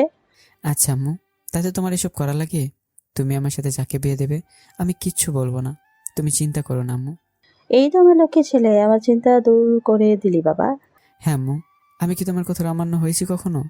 না বাবা, আমার তোর উপর সম্পূর্ণ বিশ্বাস আছে। হ্যাঁ মা। আচ্ছা বাবা তুই আড্ডা দে, আমার অনেক কাজ আছে, তুই ওদের কল করে ডেকে নে। আচ্ছা আম্মু। তারপর আম্মু রুম থেকে বের হলো, আমি ওদের ফোন দিয়ে রুমে আনলাম। দোস্ত, রুমে বসে থাকতে ভালো লাগে না, বাইরে অনেক মেয়ে এসেছে। শালা তোর খালি সারাদিন মেয়ে। তুমি তো এখন কথাই বলবা না, কারণ ভাবি এসেছে। এখন কোনো মেয়ের দিকে তাকালে খবর করে ছাড়বে। ভাই, ওই এক বাচ্চার বাপটাই কিছু করতে পারবে না, তাই আমাদের উপর হিংসা করছে। ধুর বেটা, কি আছোস? তোরা মেয়ে নিয়ে আগে চল, গিয়ে দেখি কি কি খাবার রান্না হচ্ছে। শালা তোদের নিয়ে শান্তি নাই, একটু খাবার খেতে খেতে ভুঁড়ি বানিয়ে ফেলছিস। আর এদিকে মেয়ে খুঁজতে খুঁজতে হয়রান হয়ে যাচ্ছে, তার সে চল বাইরে থেকে কয়েক টান মেরে আসি। এটা ভালো, চল। তারপর সবাই মিলে বের হলাম, বাইরে গিয়ে কিছুক্ষণ মজা করে বাসে আসলাম। ওরা মেয়ে খোঁজা নিয়ে ব্যস্ত, তবে রুদ্র কিছু করতে পারছে না, কারণ ঋতুর হাত ধরে আমার পাশে বসিয়ে রেখেছে। যাই হোক, বিকেলবেলা আমাকে রেডি করা হলো। দোস্ত, তোর তো বিয়ে হয়ে যাইতেছে, আমাদের কথাটাও একটু ভাবিস, কিছু একটা ব্যবস্থা করে দিস। ওকে, তোদেরও বিয়ের কথা বলে দেবো না আঙ্কেল আন্টিদের কাছে। শালা তোরা তো বিয়ে করতে চাইছিস, বিয়ে যে কি প্যারা, করলে বুঝবি। এভাবে মজা করতে করতে আমার দ্বিতীয় আব্বু ডাক দিল। চলো লিমন, এখন আমাদের বের হতে হবে। আচ্ছা আব্বু, এই তো আসতেছি। হোম, তোমরা ওকে নিয়ে আসো। আমার বন্ধুদের উদ্দেশ্য করে আব্বু বলল। আচ্ছা আঙ্কেল। তারপর আমাকে নোরা নিচে আসলো। বাহ, আমার ছেলেটাকে খুব সুন্দর লাগতেছে। কার ভাই দেখতে হবে না? দুষ্ট করে। তারপর মাইশাকে কোলে নিয়ে বাইরে বের হলাম, কারণ মাইশা আমাকে ছেড়ে যাবে না। যাই হোক, আমরা বন্ধুরা মিলে একটা গাড়িতে উঠলাম। গাড়িটি খুব সুন্দর করে সাজানো। সবাই গাড়িতে উঠার পর গাড়ি ছাড়লো কমিউনিটি সেন্টারের উদ্দেশ্যে। কিছুক্ষণের মধ্যে পৌঁছে গেলাম। আমাকে ধরে নিয়ে গিয়ে এক জায়গায় বসালো। অল্প কিছু সময়ের মধ্যে আমার পাশে একটা মেয়েকে এনে বসালো। মেয়েটার ফেস দেখতে পারলাম না, কারণ মেয়েটা ঘোমটা দিয়েছিল। দোস্ত, তোর বাবা ভাইয়ারাও এসেছে? আমি আমার আঙ্কেলকে বলেছিলাম বলতে, কারণ তারাও তো আমার পরিবার, তাদের একটা হক আছে আমার বিয়েতে আসার। ভাই, বুঝি না তুই কেন এত ভালো। হ্যাঁ। আচ্ছা চল, একটু ঘুরে ঘুরে মেয়ে দেখে আসি। চল, আমিও যাই, ঋতু আসেনি, এখন লিমনও চল। তখনই পাশ থেকে কে আমার হাত ধরলো। আমি তো অবাক, কারণ যার সাথে আমার বিয়ে হবে ঘোমটা পড়া মেয়েটা আমার হাত ধরে রয়েছে। হয়েছে, থাক, আর বুঝতে পেরেছি, লিমন যেতে পারবে না, আমরা চল। ওরা চলে গেল। এ কি, হাত ছাড়ুন আমার। মেয়েটা কোনো কথা না বলে হাত ছেড়ে দিল। আমি ভাবতেছি মেয়েটা কথা বলো না কেন, বোবা নাকি? হতে পারে, কারণ আম্মু যেভাবে বললো তাও হতে পারে। তবে আজকে বাবার ভাইয়াকে আগের দিনে থেকে একটু খুশি দেখলাম। বাবার ভাই আমার কাছে আসলো, সাথে ফুপাও। লিমন, আমরা জানি আমরা অনেক বড় ভুল করেছি, তবে আজকে তোর এই দিনে আমরা তোর জন্য এই গিফটটা আনলাম। ভাই আমার হাতে একটা ভালো ব্র্যান্ডের ঘড়ি পরিয়ে দিল। আমি কিছু বললাম না। বাবা, আমি যা করেছি তা হয়তো পৃথিবীর কোনো বাবাই এরকম করবে না, তবে আমি আমার পুত্রবধূকে এই নেকলেসটা গিফট করলাম। তারপর ঘোমটা পড়া মেয়েটার হাতে বাবা নেকলেসের বক্সটা দিল। মেয়েটা হাত বাড়িয়ে নিল। সুখী হও মা, আমার ছেলেটাকে কষ্ট দিও না, কারণ ওর জীবনের অনেকটা সময় কেটেছে অবহেলা ও কষ্টের উপর। বেশি কষ্টই আমি দিয়েছি, আমি হলাম ওর নিষ্ঠুর বাপ। এটা বলে বাবার ভাই চলে গেল বসার জন্য। কিছুক্ষণ পর কাজী সাহেব চলে আসলো। শুরু হলো বিয়ের কাজ। আমার পক্ষে সাক্ষী হলো বাবা ভাইয়া আর আমার নতুন আব্বু, তবে মেয়ে পক্ষে সাক্ষীর নাম বলেনি। প্রথমে আমাকে কবুল বলতে বলা হলো, একটু ইতস্তত বোধ করলাম, তবে আবারও আমার দ্বিতীয় আব্বুর কথা ভেবে কবুল বলে দিলাম। এখন কনেকে বলতে বলা হলো, মেয়েটার সাথে সাথে কবুল বলে দিল 3 বার। আমি মেয়েটার কাণ্ড দেখে অবাক, একটু লজ্জা পেল না? লজ্জা পাবি বা কী করে, যে ঘুমটা দিয়েছে। তারপর সবাইকে খাওয়া দাওয়া করানো হলো। এবার বউ নিয়ে বাড়িতে যাওয়ার কাজ। বের হলাম, রাত হয়ে গেছে, কিন্তু মেয়েটার বাবা বা আত্মীয় স্বজন কাউকে দেখলাম না। আর মেয়েটা না কেঁদে গাড়িতে উঠলো। বলুন, এতে কি অবাক না হয়ে থাকা যায়? কি কাহিনী হচ্ছে তা ভাবতে ভাবতে গাড়িতে উঠলাম। মাইশা গাড়িতে উঠে মেয়েটার কোলে বসলো। এতে আরও অবাক। যাই হোক, গাড়ি ছাড়লো বাসার উদ্দেশ্যে। কিছুক্ষণের মধ্যে পৌঁছে গেলাম। গাড়ি থেকে নেমে দেখি আমার নতুন আম্মু আর আমার নিজের আম্মু একসাথে দাঁড়ানো। আমি কিছু বললাম না, কারণ আমি দাওয়াত দিতে বলেছি। তারা দুজনে আমাদের বরণ করলো। এরপর মেয়েটাকে আমার নতুন আম্মু আর আমার নিজের আম্মু মিলে নিয়ে গেল। ভাই, একটাও পটাতে পারিনি আমরা কেউ। আর তোর বউ তোকে বিয়ে করার জন্য কত তাড়াতাড়ি কবুল বললো। ভাই, আমরা কবে যে বিয়ে করব? ধুর বেটা, বাদ দে দোস্ত। খাওয়াটা কিন্তু ভালো হয়েছিল। কালকে বাসায় যেন এমন খাবার রান্না করে একটু দেখিস। আরে ভাই থাম তো, এমনিতে অনেক টেনশনে আছি আমার বউ কেমন হবে তা নিয়ে। আর টেনশন করো না তো ভাইয়া, মা ডাকছে তোমায় নিজে সবাই চলো। ভাইয়া মনে হয় ছাদে আসবে না আজকে। ওকে চল মায়ের কাছে। তারপর নিচে গেলাম, দেখি মা আমার রুমের সামনে দাঁড়ানো। ওই ছাদে তোর কি কাজ? যা রুমে যা, মেয়েটা একা বসে আছে। এখনই যেতে হবে হুম। বলে আমার মামা রুমে ঢুকিয়ে দিল আমাকে এবং বাইরে থেকে আটকে দিল। তোর সাথে কালকে কথা বলবো। আমি রুমে ঢুকতেই দেখি মেয়েটা ঘোমটা দিয়ে খাটে বসে আছে। আমার উপস্থিতি টের পেয়ে খাট থেকে নেমে সালাম করলো। তবে মেয়েটাকে দেখার ইচ্ছে হলো। যতই হোক এখন আমার বউ। আমি খাটে গিয়ে ওর ঘোমটা তুলে অবাক, কারণ শিফা খাটে বসা। এ কি, তুই এখানে কেন? আমি থাকবো না তো কে থাকবে? বলেছিলাম না আমি তোমায় বিয়ে করব? কিন্তু এটা কিভাবে সম্ভব? এটাই সম্ভব। কিন্তু আমার বিয়ে তোর সাথে কেন দিল? সেটা অনেক কাহিনী। কি কাহিনী তাই বল, আমার মাথা গরম হয়ে যাচ্ছে। আরে মাথা গরম করিও না, আমি বলছি শোনো।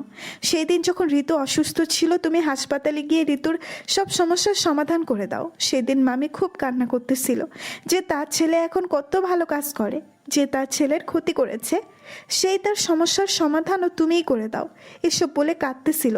তখন হঠাৎ করেই বলে উঠল, আজকে যে করেই হোক আমি আমার ছেলের কোনো না কোনো ব্যবস্থা করবই। দরকার হলে ও যাদের কাছে থাকে তাদের হাত পা ধরে হলেও আমার ছেলেকে ফিরিয়ে আনতে হবেই। ভালো কথা বলেছো। চলো আমরা আজকে সেই বাড়িতে যাই। শুনেছি তারা খুব ভালো মনের মানুষ। তারা মানুষের কষ্ট দেখতে পারে না। শিফা, তোর মামাকে বলে দে আমি রেডি হয়ে আসতেছি। তার যদি যেতে ইচ্ছে করে তো রেডি হতে। আমি রেডি আছি, তুমি তাড়াতাড়ি রেডি হয়ে আসো। শিফা, যা রেডি হয়ে আয়, তুইও যাবি। আচ্ছা বলেই রেডি হতে গেলাম। তারপর আমি আর মামি রেডি হয়ে বের হলাম এবং গাড়ি নিয়ে বের হলাম তোমাদের বাসার উদ্দেশ্যে। কিছুক্ষণের মধ্যেই পৌঁছে গেলাম আমরা। বাড়ির ভেতরে গেলাম, দেখি তোমার আব্বু দুই বসা। তোমার আব্বু দুই আমাদের দেখেই চিনে ফেললেন। এ কি, আপনারা এখানে কি চান আপনারা? মামা গিয়ে সরাসরি তার হাত ধরলো। দয়া করে আমাদের কথা শুনুন। আমি জানি আমরা ছেলেটার উপর অনেক অত্যাচার করেছি। আমরা আমাদের ভুল বুঝতে পেরেছি। ও চলে যাওয়ার পর থেকে আমরা কেউ ভালো নেই। আমি দরকার হলে আপনার পা ধরবো, তবুও আমাদের একটু বোঝার চেষ্টা করুন।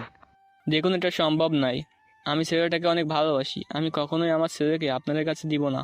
আরে আমরা কি আপনাদের থেকে লিমনকে নিয়ে যাব? শুধু আমরা ওকে যেন ছেলের মতো রাখতে পারি সেই ব্যবস্থা করে দেন। না না, আমি কিছুতেই পারবো না। হঠাৎ কোথা থেকে এসে, কি হয়েছে এখানে? আর এনারা কারা? দিলরুবা, তুই? আর ইয়াসমিন, তুই কতদিন আগে দেখা হয়েছিল আমাদের। তুই তো বিয়ের পর বিদেশে চলে গেলি, তারপর তো আর কোনো খোঁজ নেই। আচ্ছা বাদ দে তো, তুই এখানে কেন আর কি জন্য এসেছিস? কোনো সমস্যা?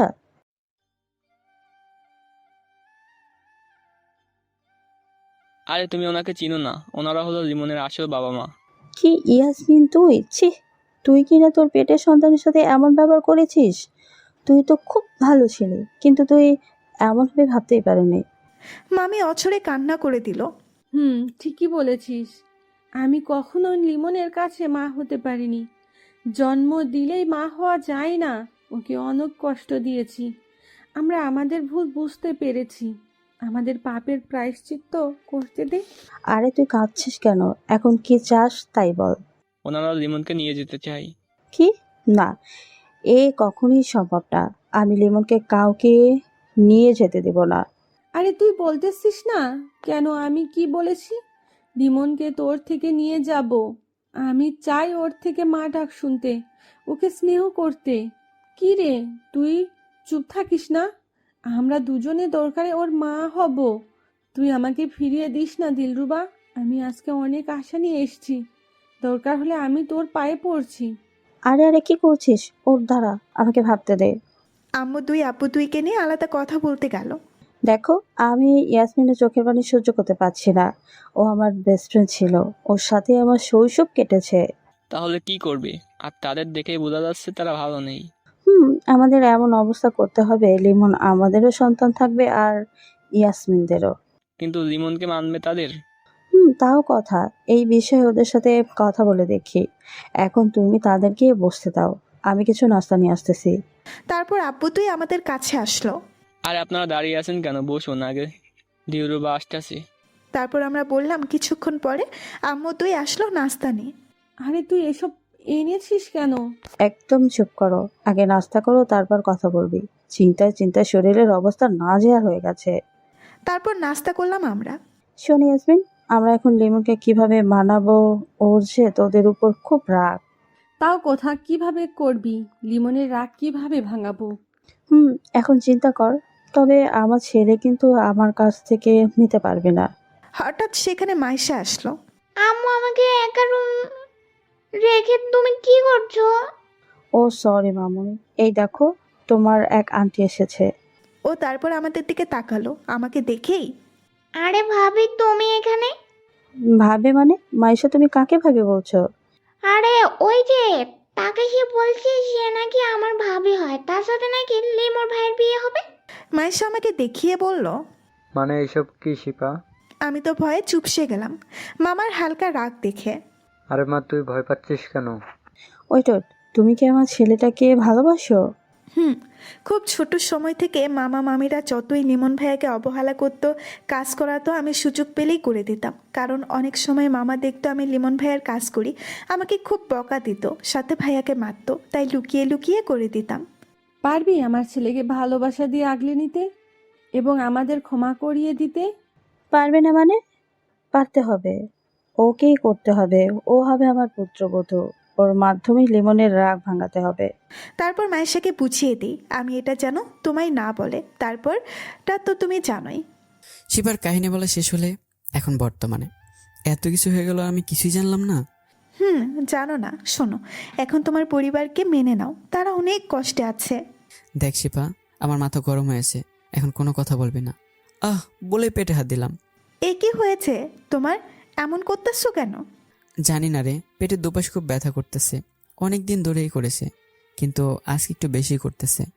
কি বলতেছো তুমি এসব? এতদিন ডাক্তারের কাছে যাওনি কেন? এত সমস্যা হয়নি আজকের মতো, অনেক কষ্টে জ্ঞান হারালাম। এ কি হয়েছে, কথা বলতেছো না কেন? মামা মামি কোথায়, তোমরা কেউ জেগে আছে? বাইরে আমার দুই আম্মু আর দুই আব্বু আড্ডা দিচ্ছিল, আর আত্মীয় স্বজনদের সাথে দৌড়ে এসে দরজায় দাঁড়ালো। কি হয়েছে শিফা, চিৎকার করছিস কেন? শিফা দৌড়ে গিয়ে দরজা খুলে দিল। মামি দেখো না, সে হঠাৎ বললো তার নাকি পেটের দুপাশে ব্যথা করতেছে, সাথে সাথে অজ্ঞান হয়ে গেল। কি বলছিস এসব? সর দেখি। বলে সবাই ভিতরে ঢুকলো, দেখে সত্যি আমি অজ্ঞান হয়ে আছি। আর সত্যি লিমনের কি হয়েছে? ওই তাড়াতাড়ি গাড়ি বের কর, লিমনকে হাসপাতালে নিয়ে যেতে হবে। ভাই, ওকে ধরুন, আমি আর আপনি নিচে নিয়ে যাই তাড়াতাড়ি।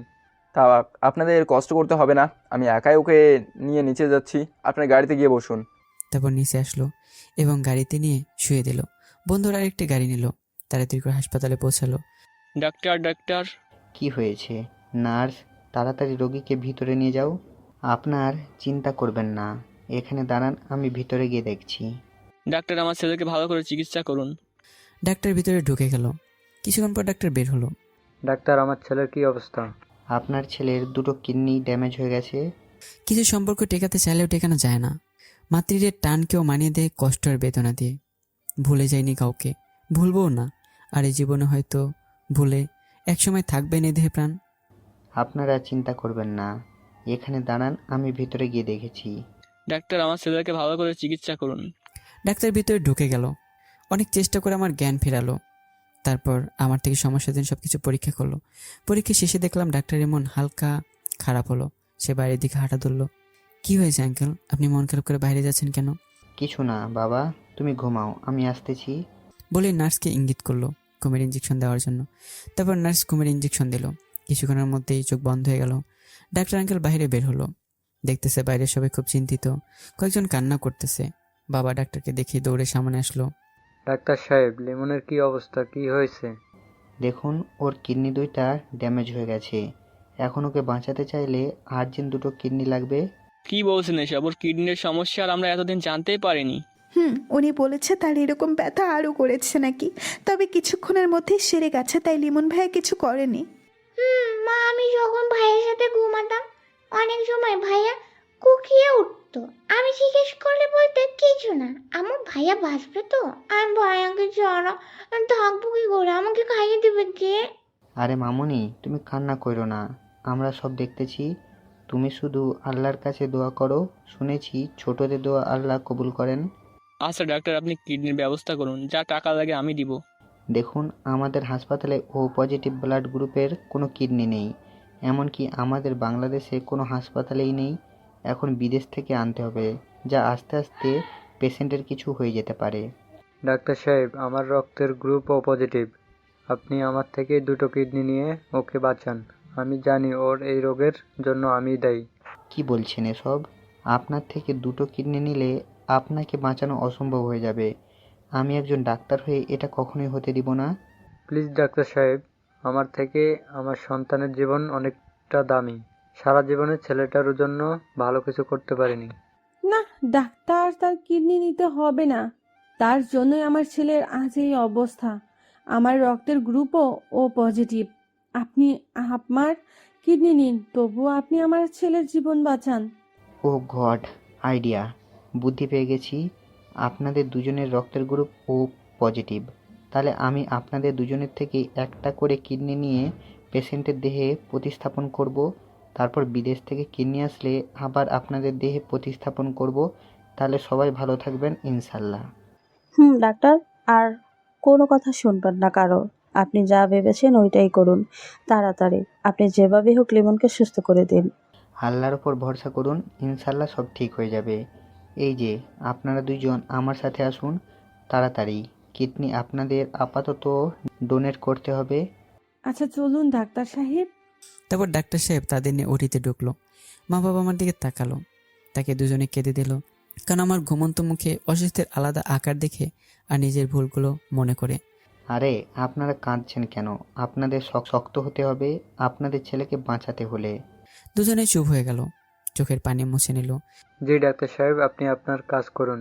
তারপর ডাক্তার সাহেব তাদের থেকে কিডনি নিয়ে আমার শরীরে স্থাপন করলো। যাই হোক, আমার শরীরে কিডনি স্থাপন করে অপারেশন কমপ্লিট করলো এবং রুম থেকে বের হলো। আমার নতুন আব্বু দেখে ডাক্তারের সামনে গেল। ডাক্তার সাহেব, লিমনের কি অবস্থা?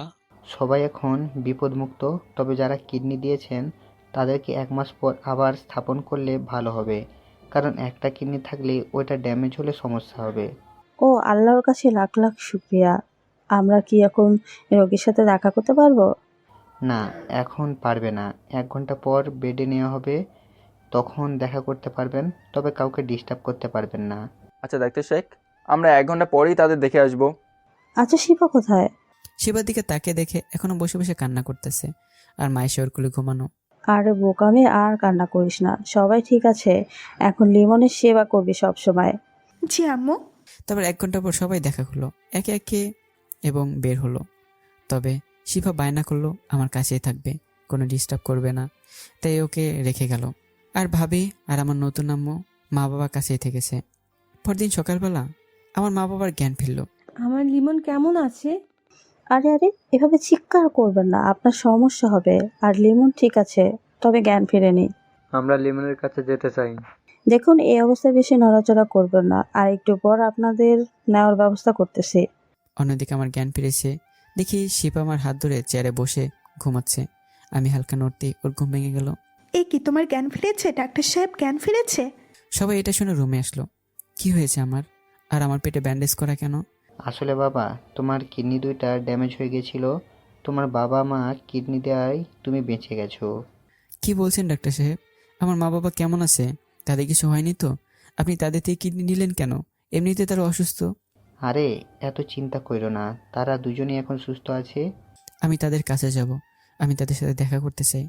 দেখো, এত উত্তেজিত হও না, তুমি অনেক অসুস্থ, তোমার আরও অনেক রোগ আছিল শরীরে, অপারেশন করতে কষ্ট হয়েছে, তোমার সুস্থ হতে 1 সপ্তাহ লাগবে। আমি বাবা মার সাথে দেখা করতে চাই। আম্মা আব্বু, তাদের অনেক কষ্ট হয়েছে, তোমরা তাদের কাছে আমাকে নিয়ে যাও।